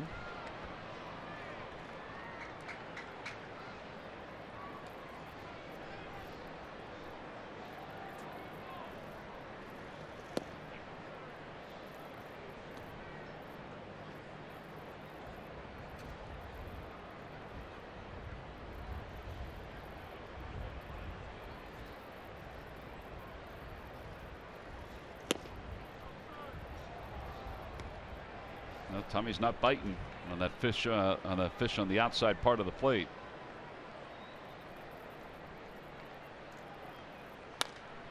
Out towards center field. That's well struck. Trey Turner going back. It is gone off the back wall in center field. Tommy Joseph has just tied this ball game up. It's his 18th home run of the year. Boy, did that ball take off. Now that's how you hit a changeup. And when we talk about staying through a baseball, that is how you stay through a baseball. Keeping your hands in tight and driving it to center field. The guys will understand they don't need to pull the ball every time. You see the changeup right there, but the ball is down in the zone. And he doesn't cast. He keeps his hands through. And you can tell by the way his head is out over the plate. You know that feels good because he has been scuffling, and that's his 18th home run. It makes a winner out of Gloria Magnanke of Florence, New Jersey, who's just won $200 in the McDonald's home run jackpot.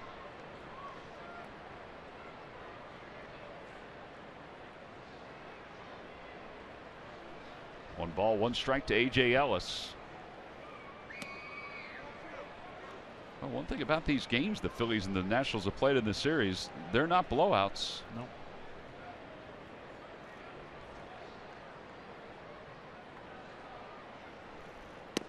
Inside corner, 2-2. You know, and again, coming back to the younger players, realizing what their power is and where their power is. Franco doesn't need to pull the ball.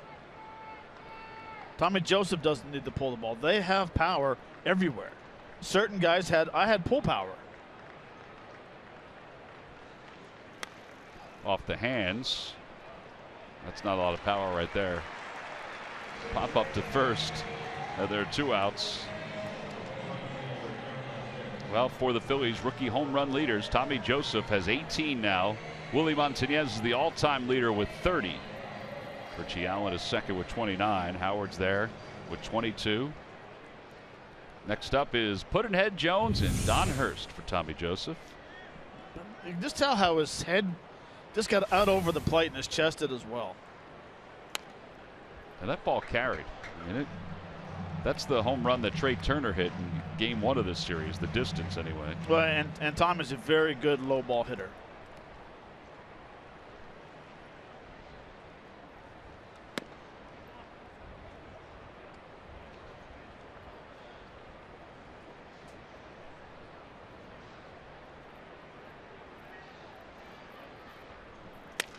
Back toward the middle, flagged out of the air by Gio Gonzalez. Good reactions, and that ends the top of the 7th inning. However, the Phillies are able to tie it up on the home run by Tommy Joseph. So we are tied at 1 as we get ready to go to the bottom half of the 7th inning. Well, the Washington, D.C. Fire Department, the Emerald Society Pipes and Drums, are heading out onto the field to perform God Bless America here this afternoon, as the Phillies and the Nationals are here in Washington, D.C. Actually, they're out on the concourse in left center field. That's where they were practicing today, and that's where they'll perform.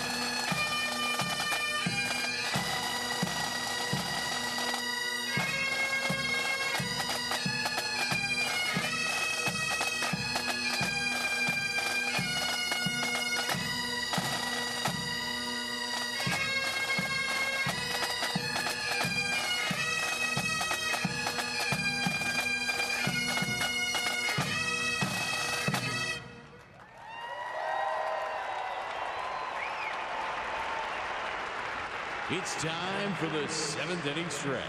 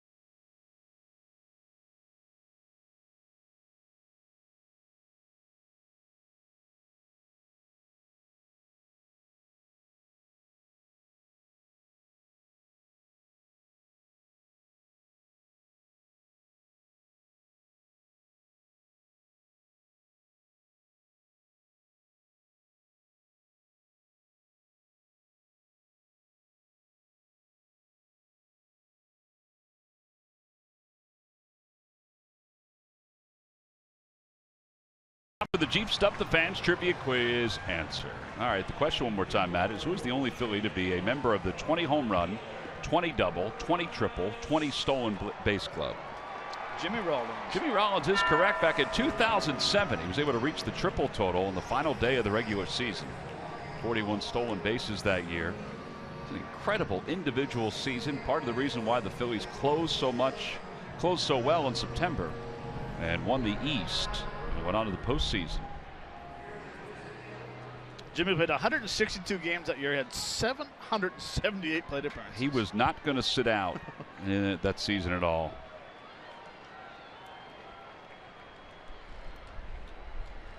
Bryce Harper leads it off here in the bottom of the 7th and takes low in a 1-1 game.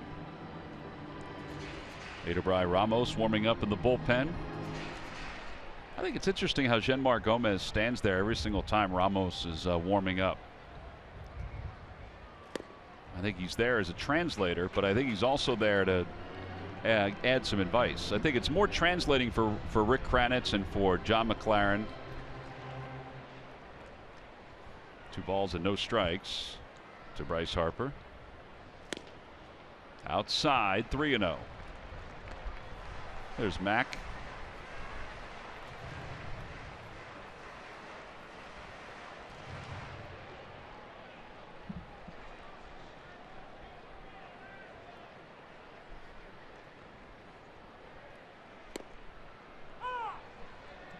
Surprising. That he took it? Yeah. Yeah. I thought he might have the green light. Best fastball of the night at 92. Or today.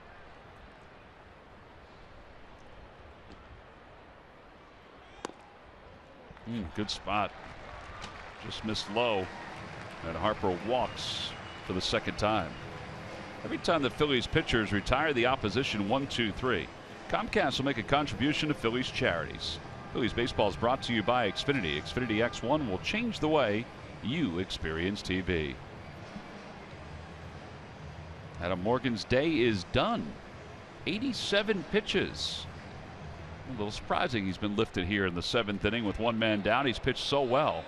Hats off to him. He is responsible for the runner at first. He did an excellent job here today once again.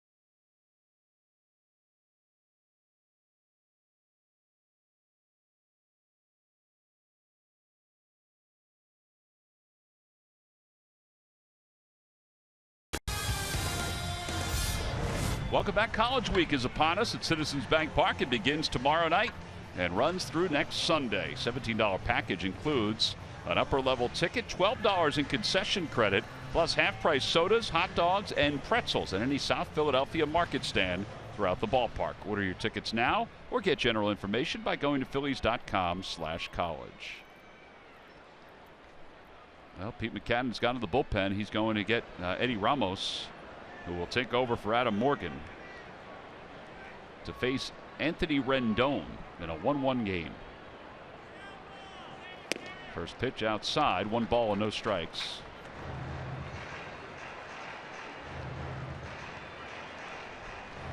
Adam Morgan's not one of those guys that you have to be worried about as far as innings go.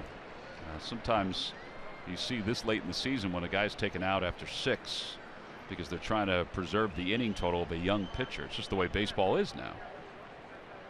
I think this was more of a move because, all right, you've given me 6. Let me get the strength of my team, which is the last 3 innings of the bullpen.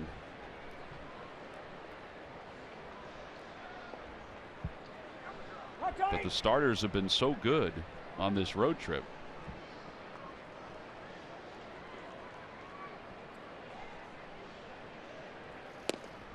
Off the outside corner. Now it's 2-0. Now the zone shrinks a little bit.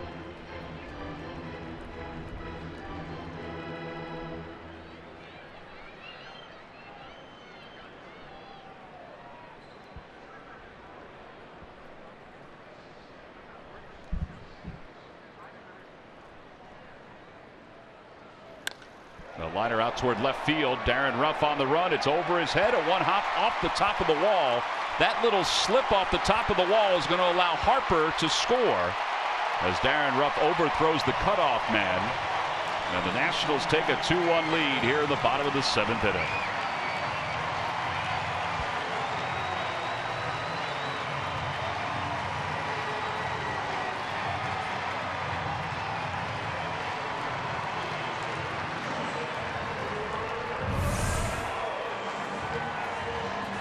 fastball into third. Rendon drives that ball right off the top. Just stays in the zone instead of having second and third. Bryce Harper coming around scoring hard from first base.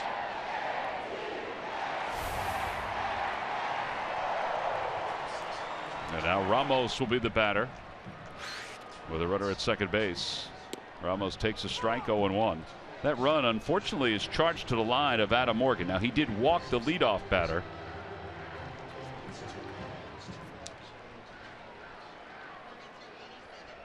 Morgan 6+, 3 hits, 2 runs, and both runs are earned.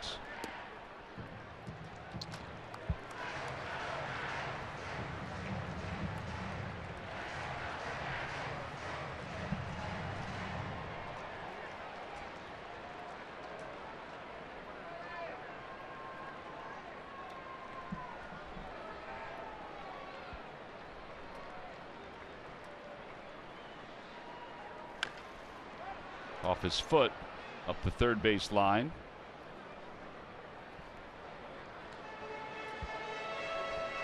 One ball and 2 strikes.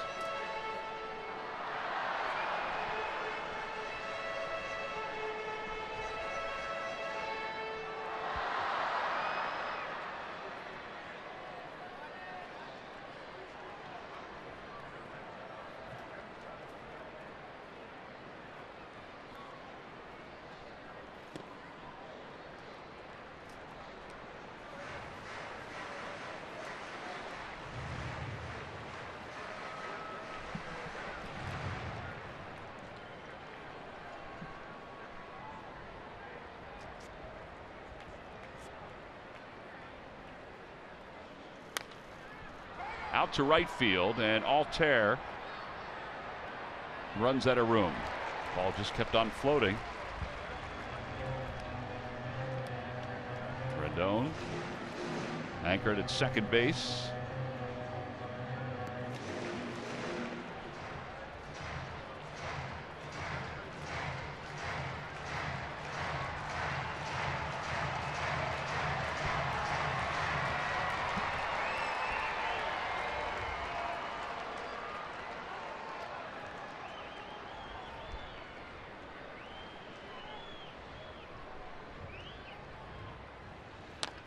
Fights it off. He's going to get the runner over to third, but Ramos will get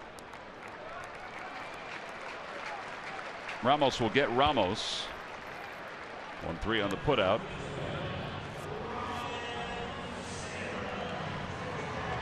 And there's just one away.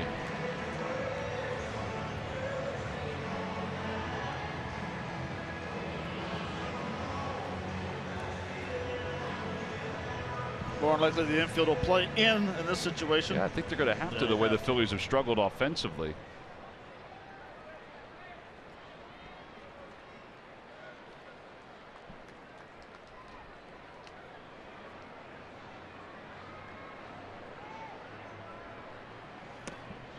Off the glove of A.J. Ramos, and the run will score. Anthony Rendon capitalized on the ball bubbling out of A.J. Ellis's glove, and he scores from third to make it a 3-1 ball game.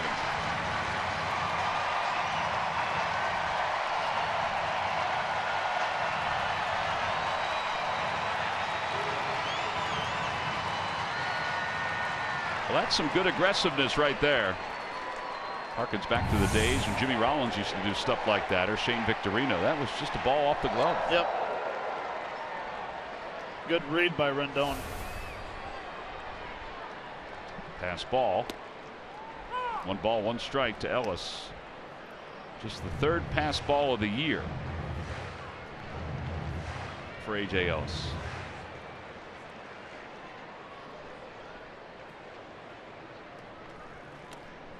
Two balls and 1 strike to Ryan Zimmerman.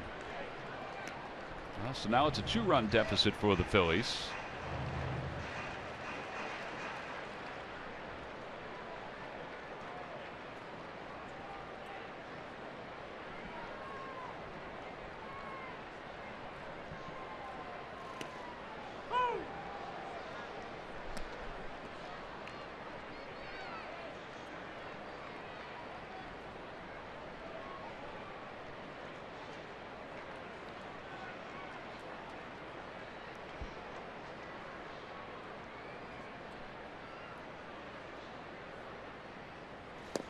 overthrew that one at 97, and it's 3-2.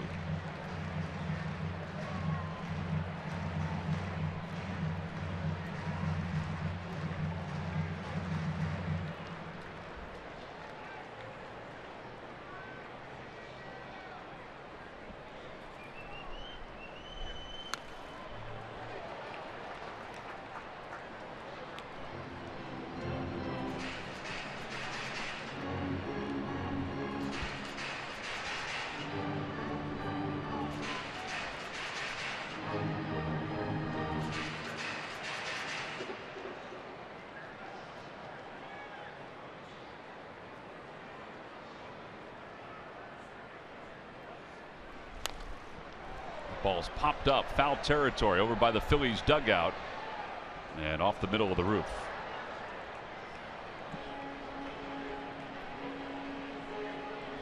So we'll do it again with the count, 3 balls and 2 strikes.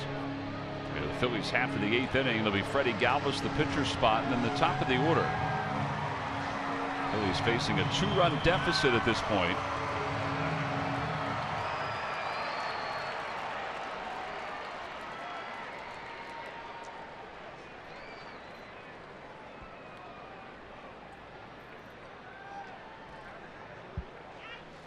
He went around. That is a good fastball that was sinking down in the zone. 2 outs. The 3 consecutive curveballs didn't work, so we went with the 97-mile-an-hour heater. Yeah, it was exploding down in the zone. It's a 4-seam grip, still with good movement.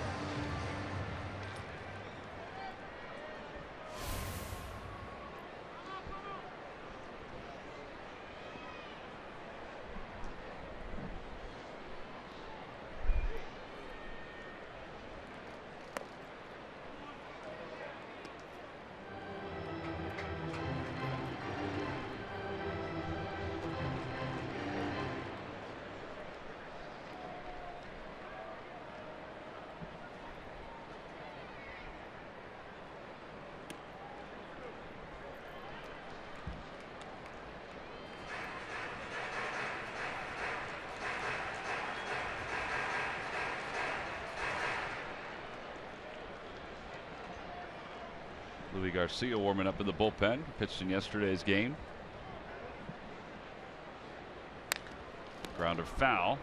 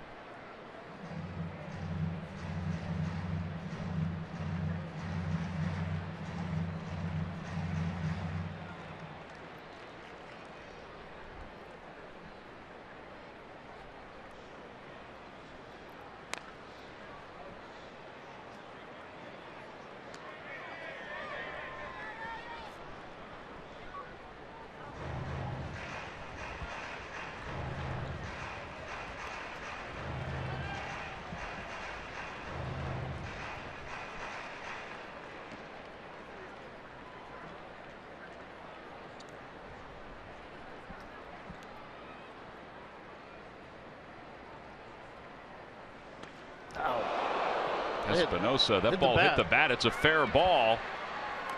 And the play is made by A.J. Ellis.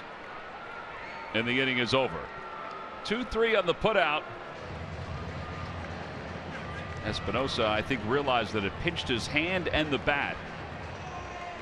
Now the Phillies are being asked to hold their defense. The Nationals are going to take a look at it. It sounded like it hit the bat. Yeah. So let's take a look. You can challenge a hit by pitch. Hits the knob, I'll tell you right now. I mean, it got its hand too, Yeah. but it did hit the knob. Well, you wouldn't have ran if it would have hit That's softly exactly on the hand. right.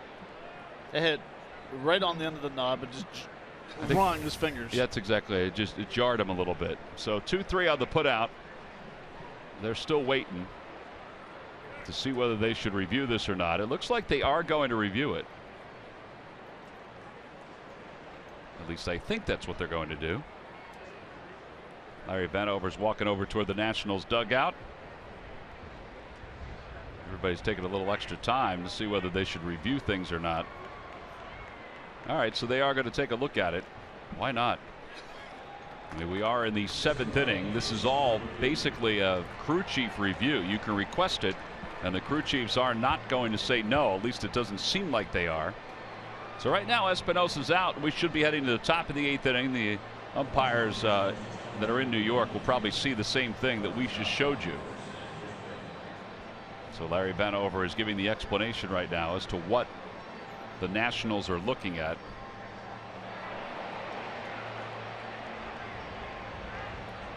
I think it was a good call by the home plate umpire.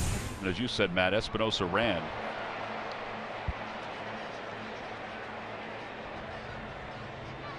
It goes foul, but look at that ball comes fair. Sure does. And that's when Espinosa realized he better run. Knob of the bat. Jarred the hand. Meatball. That's amazing. It's behind home plate and comes back about 8 inches. Yeah, they're just judging whether this is a hit by pitch or not. They can't judge anything else in this. I'm surprised it's taken them this long to even look at it.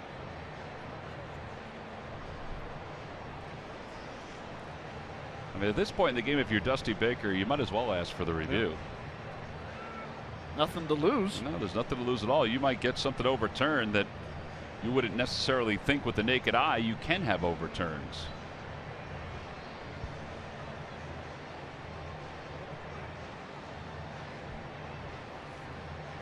I have to admit, I'm surprised it's taken them this long to look at this. The only thing is, are they looking at, did it hit the wrist first, then the knob of the bat?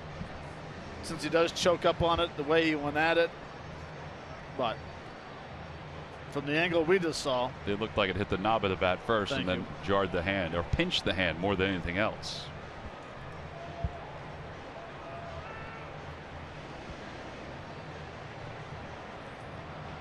There's always that reverb that you see with your hands when the ball hits the knob like that. All right, so here he is. He's out.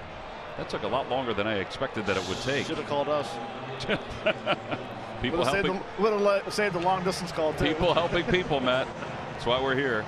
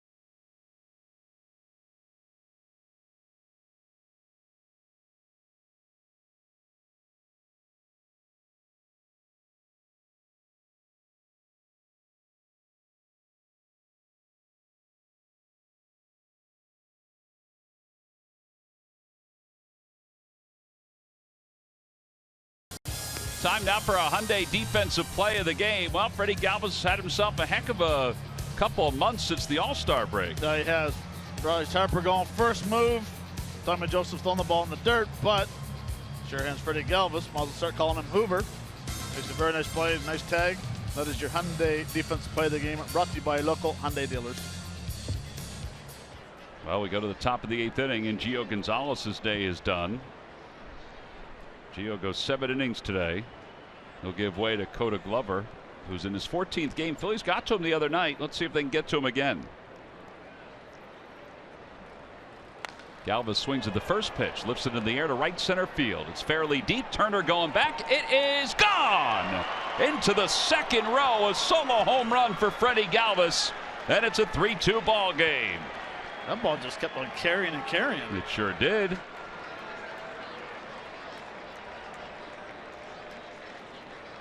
Well, that is the 17th home run of the year for Freddie Galvis. First pitch fastball. Nice swing, head down. Totally different swing from the left side compared to the right side right now. Number 17 of the season. So Freddie pulls the Phils within 1, and now Ryan Howard will pinch hit for a Dubry Ramos. Freddie Galvis now 17 home runs. The most home runs by a Phillies shortstop was Jimmy Rollins, who had 30 in 07. In fact, Jimmy has got 4 of the 5 top spots.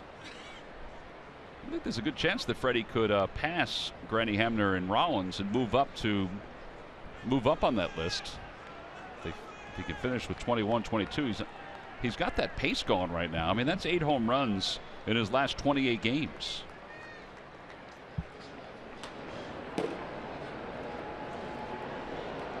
Oliver Perez is the lefty warming up. Blake Trinan is the right-hander. That's a tough outing right there for Glover. One pitch, home run. Well, he's going to be lifted for Oliver Perez. With the left-handed hitting, Ryan Howard introduces a pinch hitter. So a pitching change. Phillies have cut the lead to 1. It's 3-2 here in the top of the 8th inning.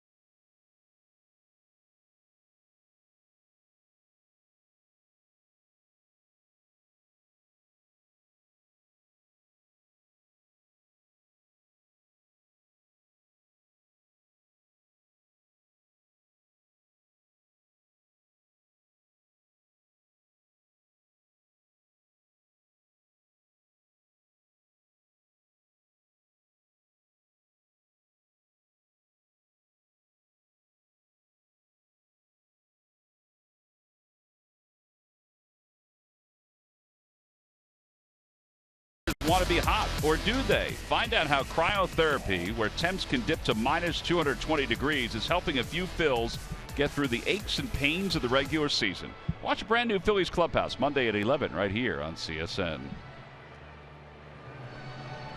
Top of the 8th inning, the Phillies pull within 1 and a home run by Freddie Galvis. Oliver Perez has been brought in to be the pinch hitter, or to be the new pitcher to face the pinch hitter Ryan Howard. I'm surprised that Ryan has not been pulled back here with all the right-handers that the Phillies have available, including Maikel Franco. Well, Pete has decided to let him hit. He is 5 for 29 lifetime against Oliver Perez. And he fouls it. Over to the first base dugout.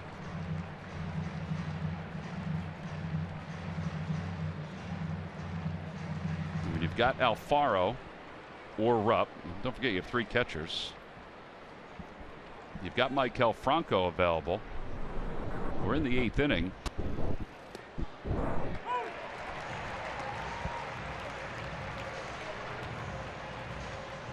I know it's Ryan Howard, but I think you still have to take a shot here with a right-hander. No balls and 2 strikes to Howard.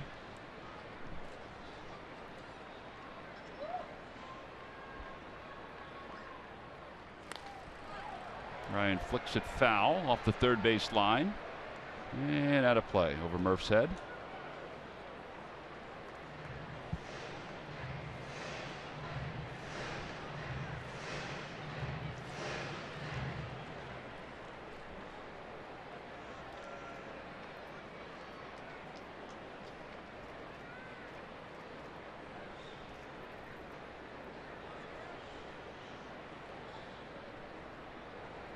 And Ryan strikes out.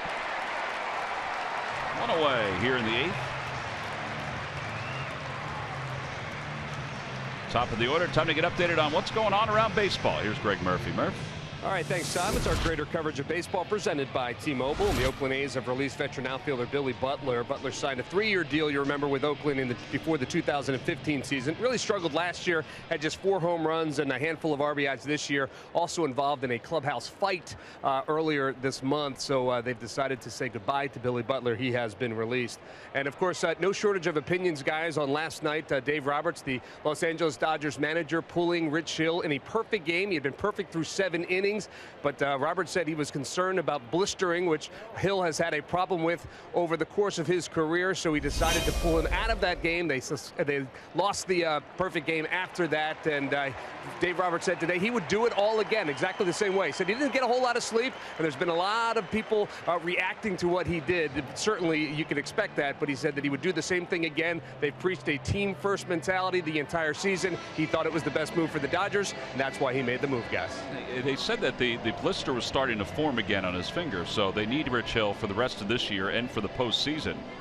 I think every manager makes decisions. Sometimes they'll be criticized, sometimes they'll be applauded. It's all part of the life of being a big league manager.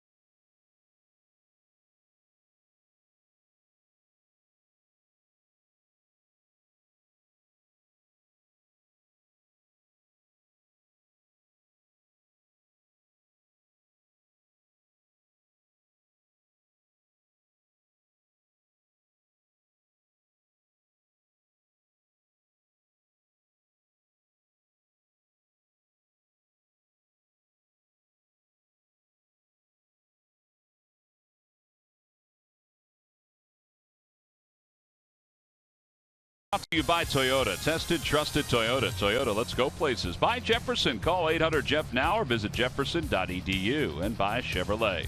Visit your local dealer at ChevyDealer.com. Well, Blake Treinen is the new pitcher for the Nationals as he takes over to face Cesar Hernandez. Cesar batting left-handed. This is also an interesting move to put Cesar to the spot where he's had the most at-bats this year. And that's to the left side. I would have thought he would have kept Oliver Perez in to let Cesar bat right-handed. Cesar's not a home run hitter, so you can't say, all right, he's got potential at a home run this way or that way. But I think he's got more of a potential for an extra base hit against Blake Treinen, even though he's got good stuff, than Oliver Perez. No, I agree. More natural swing from the left side. Yeah. I mean, Treinen's an excellent pitcher.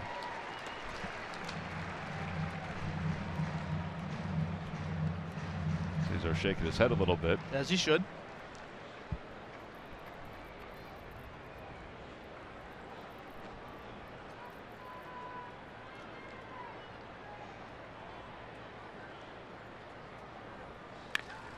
Fouled over the head of Juan Samuel. And it's 2-2 to Cesar. Well, Cesar this year, 6 home runs from the left side, none versus lefties. 10 doubles from the right side, 4 versus the lefties.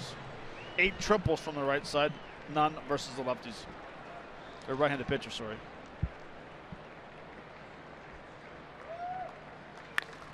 And he hits one out toward left field. That'll be in for a base hit. Cesar's aboard with one man down. It's his second hit of the day. And Roman Quinn will come to the plate. Well, what also happens too is if, say, he gets a knock versus Perez, now it's tougher to read the left-hander's move to steal second base than it is for a right-hander on the mound. Yeah, because you don't have a whole lot of literature on Roman Quinn, so you can think, all right, I'll leave him in to face Roman Quinn batting from the right side instead of from the left side.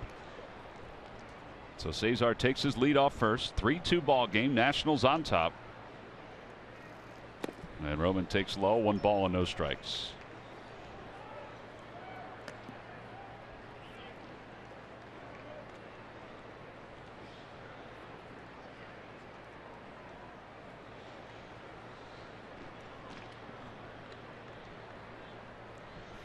Roman is a natural right-handed hitter, batting left-handed here.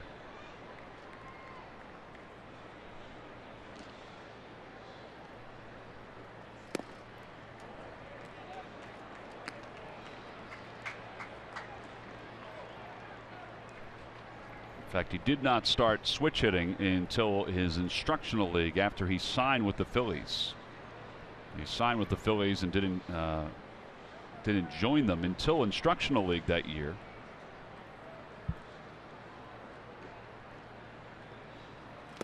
Inside, 3-0. That hit the umpire right in the big toe, right in the foot. Well, and that sort of helped the Nationals. Yeah, you would have been man at second base.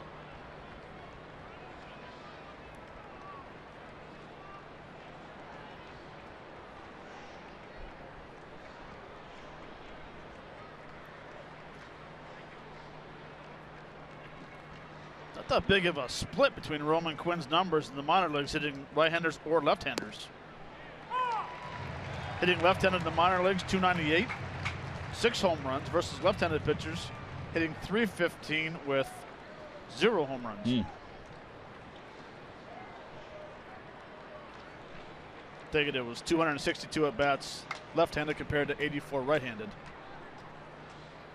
Inside, ball 4, so he draws a walk and he is aboard for the first time in his big league career. You've got excellent speed on the base pass. Now Mike Maddox is out to talk to Treinen.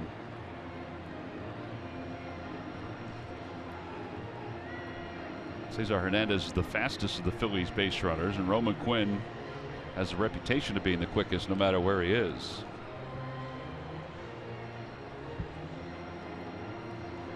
Well, let's see if the Phillies can make him pay with Andres Blanco coming up.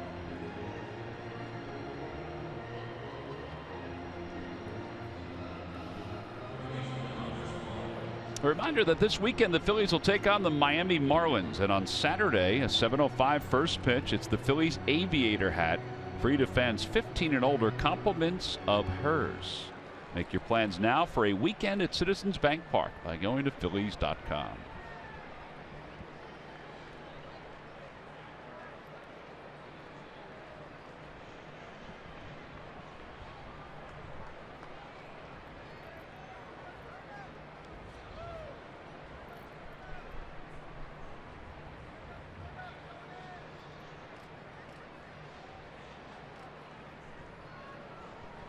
Leery of the speed of Cesar Hernandez and Roman Quinn.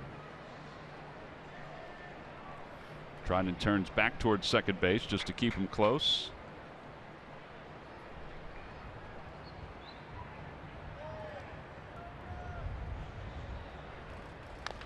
Over to third base. Rendon waits for it. Steps on the third base bag. And a third double play of the afternoon for the Nationals. Phillies do get a couple base runners, but do not score after the home run by Freddie Galvis. So Dusty Baker does make the right moves to help his team to the bottom of the 8th inning with a 3-2 lead.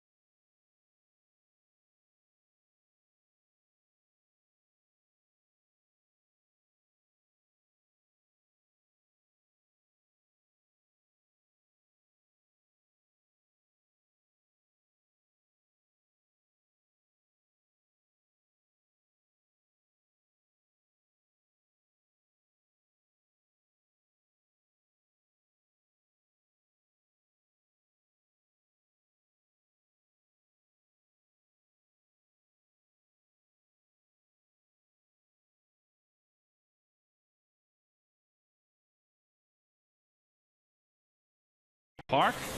Time now for our W.B. Mason delivery of the game. Well, Anthony Rendon, he's providing the spark right now. Ramos gets a fastball 2-0. Middle of the plate, drives it to left field. Right off the top, stays in the park. Harper scoring all the way from first base easily with no throw. That is your W.B. Mason delivery of the game. Yeah, we talk about this game being game of inches as David Hernandez takes over out of the bullpen. If that ball had hit cleanly off the wall, Harper still may have scored, but it would have been a much tighter play as long as Darren Ruff would have hit the cutoff man instead of overthrown the cutoff man. So or Hernandez, if that ball bounces over like Ben Rivera. well, that's true. Night. Yep, that's true too. Stephen Drew pinch hits and takes low. 1 ball, no strikes.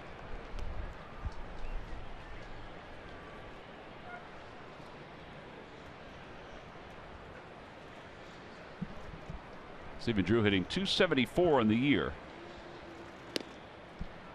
1 ball and 1 strike.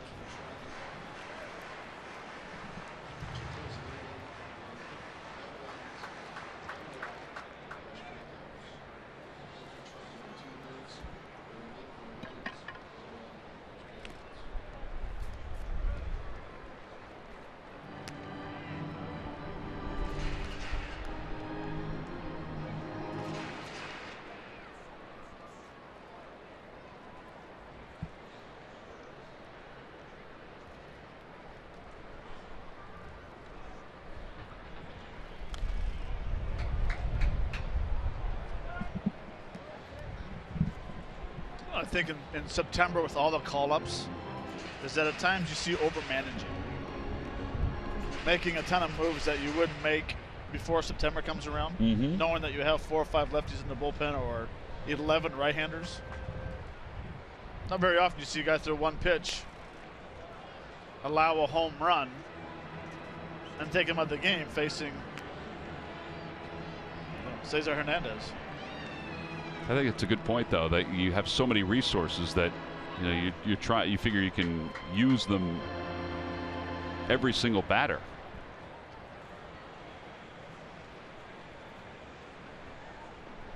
The only move I totally get was bringing Oliver Perez in to face Ryan Howard. Absolutely.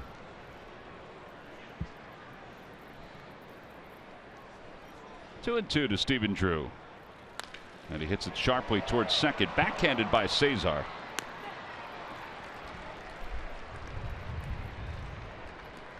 And one away. Well, Stephen Drew hit it on the nose. He was upset about the outcome. And here is Trey Turner. Turner has scored one of the 3 runs for the Nationals. His runs came in the first inning. He has 2 hits overall. His average at .343.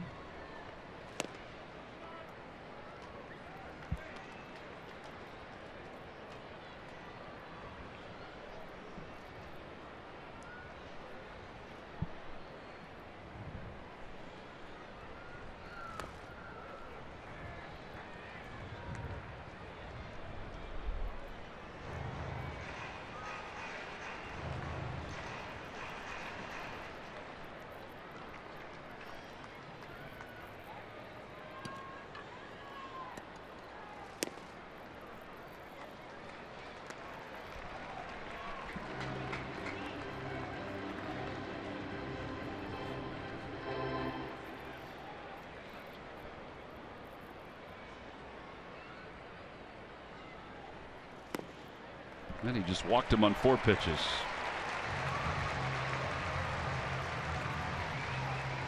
Jason Worth will bat with a runner at first base. Well, don't forget, coming up, Phillies post-game live is coming up to recap today's ball game. It's brought to you by Cure Auto Insurance. We will be here to give you a complete look at what happened today between the Phils and the Washington Nationals. Only on Cure Auto Insurance presents Phillies post-game live.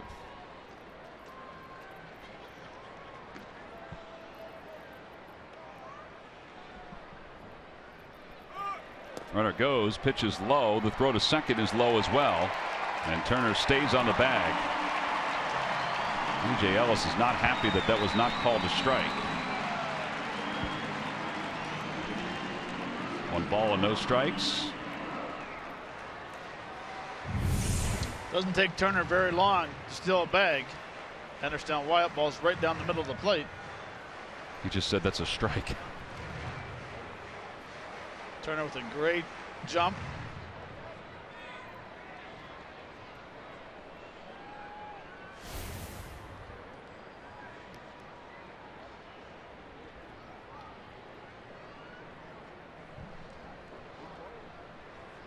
So runner at second base, the count 1 ball and no strikes to Jason Worth.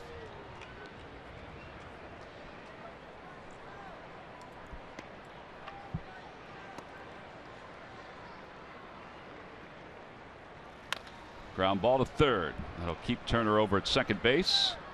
Worth is retired, 2 away. And we may now see the major league debut of Joely Rodriguez because Pete Maccannon's coming out. He has the left-hander warming up. So we'll have a pitching change here in the bottom of the 8th inning with an extra run at second base for the Washington Nationals.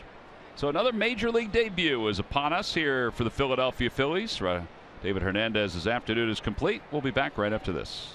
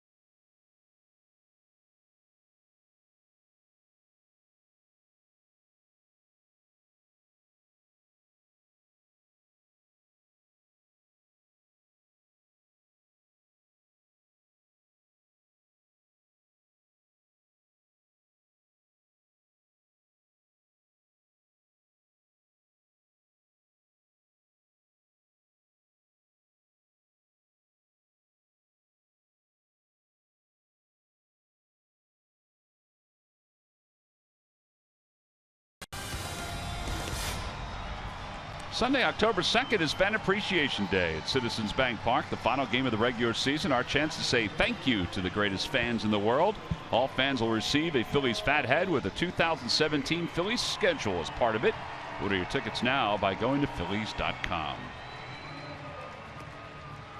Well, here in D.C., Nationals have a run at second base and 2 men down. They lead it 3-2. And Joely Rodriguez is about to make his major league debut for the Phils. 53 games in the minor leagues, a 2.35 ERA. He had 5 saves. And a little pep talk from Freddie Galvis. Phillies acquired him in the trade that sent Antonio Bastardo to Pittsburgh. First time that Bastardo went to Pittsburgh.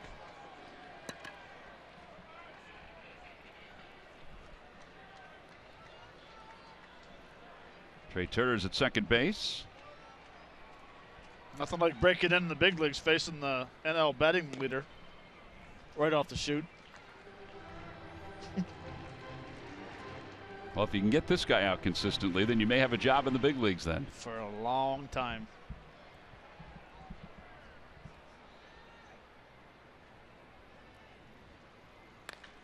Out toward left center field. That's well hit. Going back on it is Roman Quinn. He's got room near the wall. Makes the catch. And the inning is over. So the major league debut for Joely Rodriguez is in the books. A third of an inning. And he's hoping maybe he gets a chance to pitch part of the 9th inning. So the Phils need to get some runs in order for that to happen.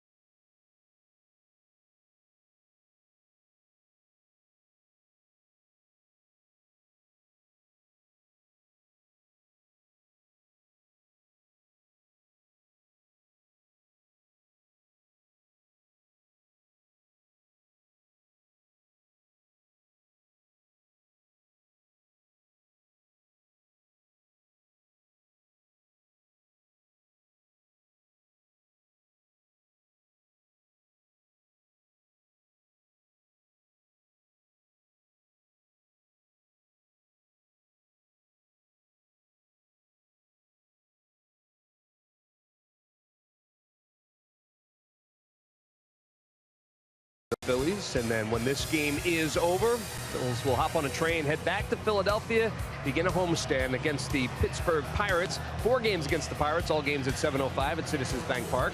Garrett Cole and Jeremy Hellickson on Monday. On Tuesday, Alec Asher will get the start for the Phils versus Ivan Nova.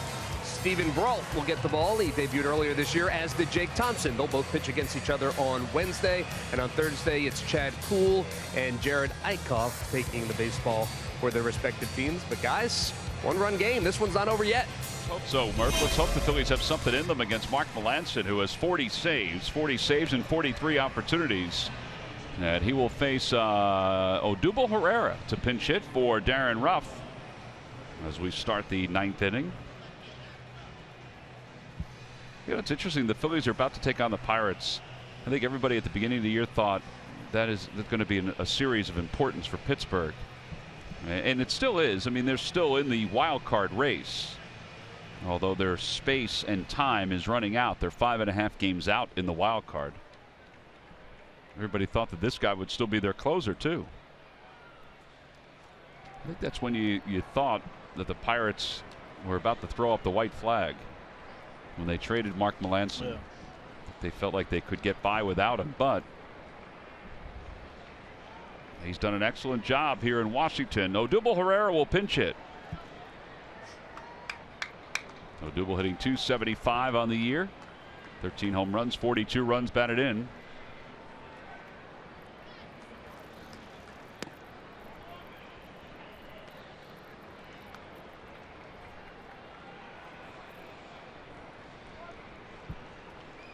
Maikel Franco might be utilized as a pinch hitter. There's Peter Borges. He's also available from the right side.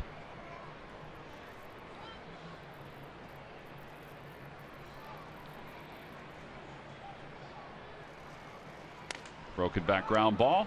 A foul ball off the foot of Odubel Herrera.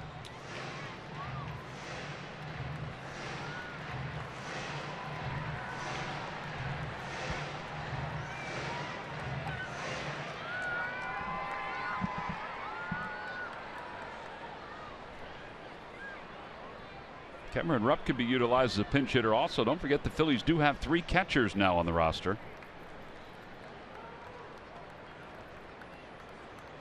And Odubel slowly, after fouling that ball off his foot, comes back to the batter's box with a new bat.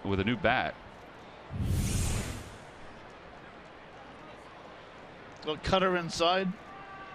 Just nicked his shin.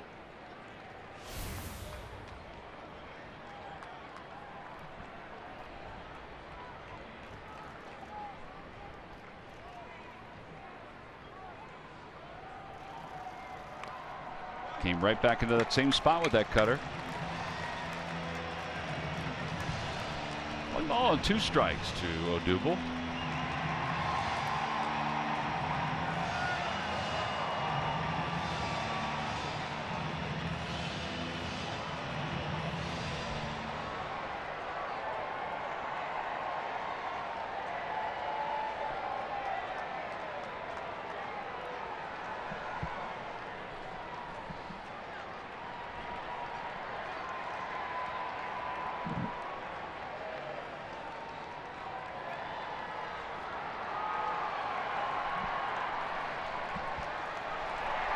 Swing and a miss.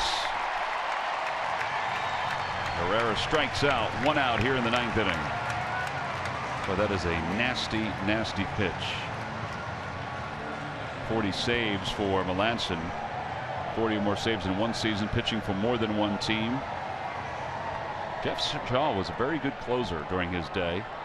Matt Capps, who was traded from Washington to Minnesota for the guy that's catching right now, Wilson Ramos.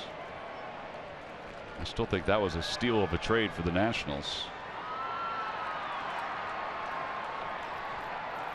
Tommy Joseph will bat here, and it's 1 ball and no strikes. I always thought, facing Mariano Rivera, I used to pinch hit sometimes versus him. Like, why wouldn't you just leave a right-hander in to face the cutter? Because of the cutter. Because of the cutter. You know, he lives on that side of the plate. He loves throwing away to right-handers. At least a right-hander can get on top of that cutter and drive it to right field for a left-hander. Well, you saw what happens with Odubel. I think Odubel, if he would have just kept taking those pitches, he may have walked because they kept cutting inside. Outside, 2-1 to Joseph. I just find that with right-handers throwing that cutter, it's like a little slider. Right-handers see it all the time. Lefties don't see it very often. But there's always that little guy in your shoulder says, okay, he's going to hang this cutter. Well,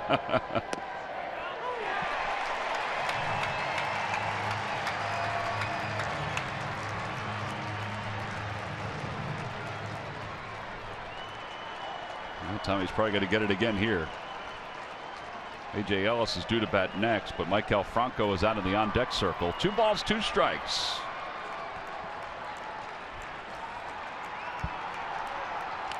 And a curveball.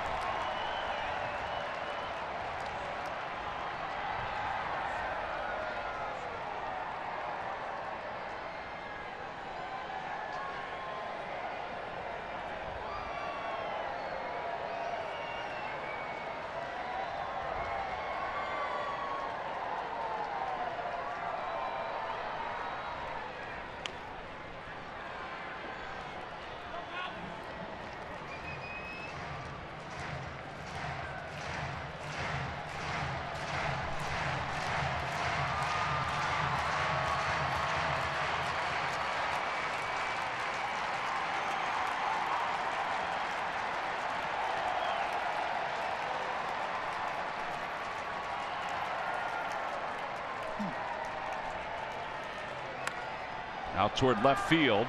Jason Worth on the run, and it is a foul ball.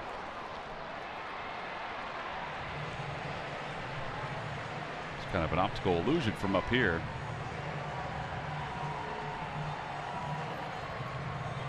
Be great if that little baby made the catch.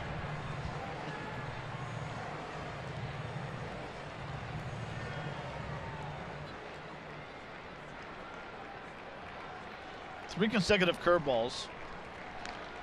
Ramos went slider away, slider inside, fastball away.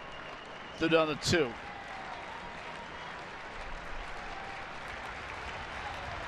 He's a cutter away.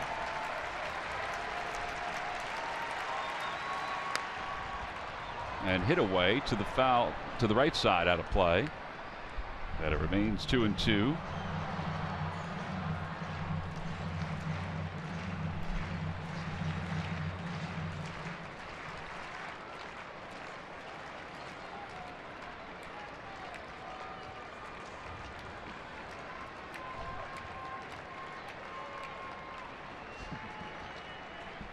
Ninth pitch of this at bat. Swing and a miss. Back-to-back strikeouts, 2 outs. And Franco will pinch hit. Cody Ashe's out of the on-deck circle.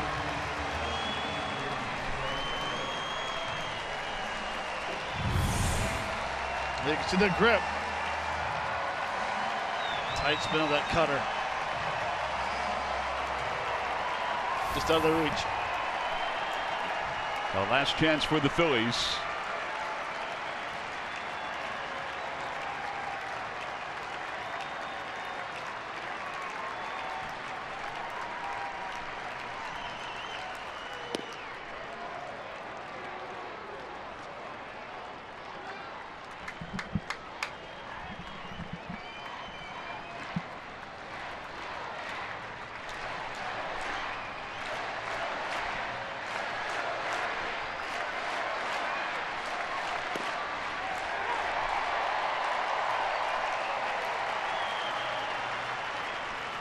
Usually in baseball, your outfielders always play no doubles in this situation. Nationals, not so much. They still play shallow.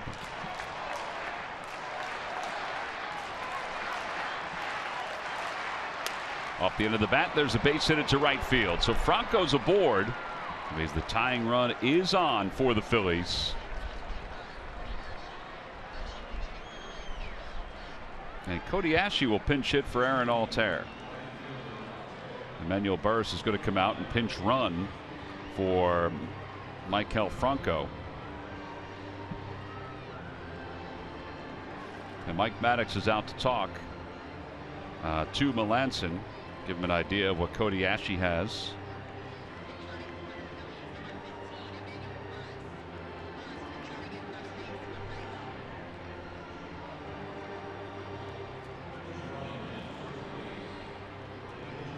All right, Matt, so here you got a lefty that is coming in for the right-handed hitting Aaron Altair. If you're Cody, though, do you leak your front hip a little bit to try to get that cutter? No, because it's a ball. Yeah. Yeah. You know, we saw the 4 pitches that he threw to Odubel Herrera. Using cutters, if, and trust me, this is a tough if, you can lay off them, they're usually out of the zone. It's just a natural cutter, so hard to pick up the rotation. Because you think it's a 4-seam fastball coming in, and it breaks about 6 inches.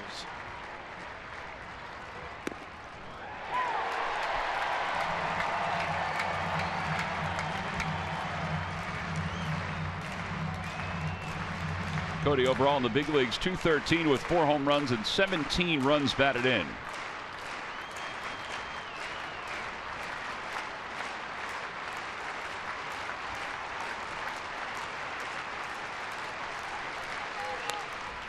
And he pulls it foul.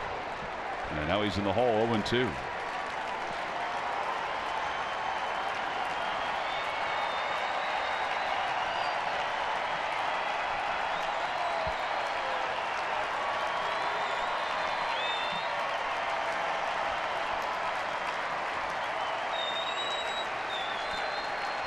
One thing as a left-hander you can do versus a cutter is get right on top of the plate.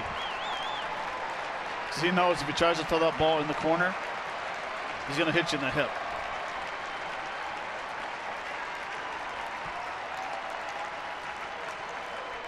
Time was called. Time was called late. Melanson took his time to deliver that pitch.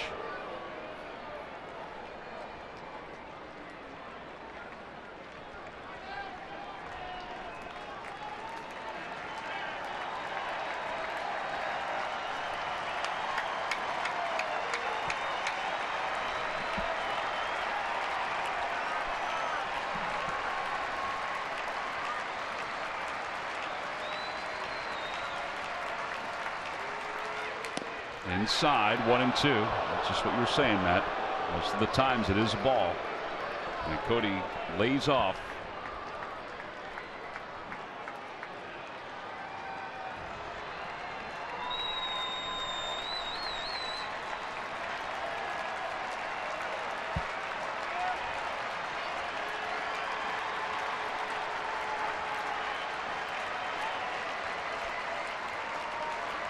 Burris leads off first. 2 balls, 2 strikes.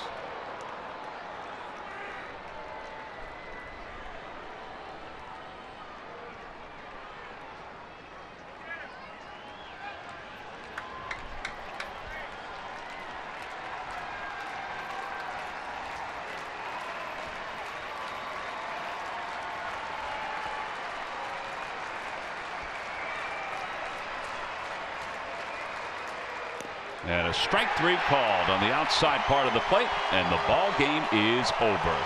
The Nationals have taken 3 of 4 from the Phillies this weekend. Here in D.C., they win today by a final score of 3-2. All 4 games were close ball games. And the Nats, thanks to Anthony Rendon's double and the starting pitching of Gio Gonzalez, are able to defeat the Phillies by a final score of 3-2. Well, Gio Gonzalez, as it turns out, is our Chevrolet player of the game. He was good today, Matt. He mixed it up. He wasn't throwing a lot of fastballs, but he was good. He was very sharp. He had a lot of weak ground balls, which tells you that his ball was moving very well down in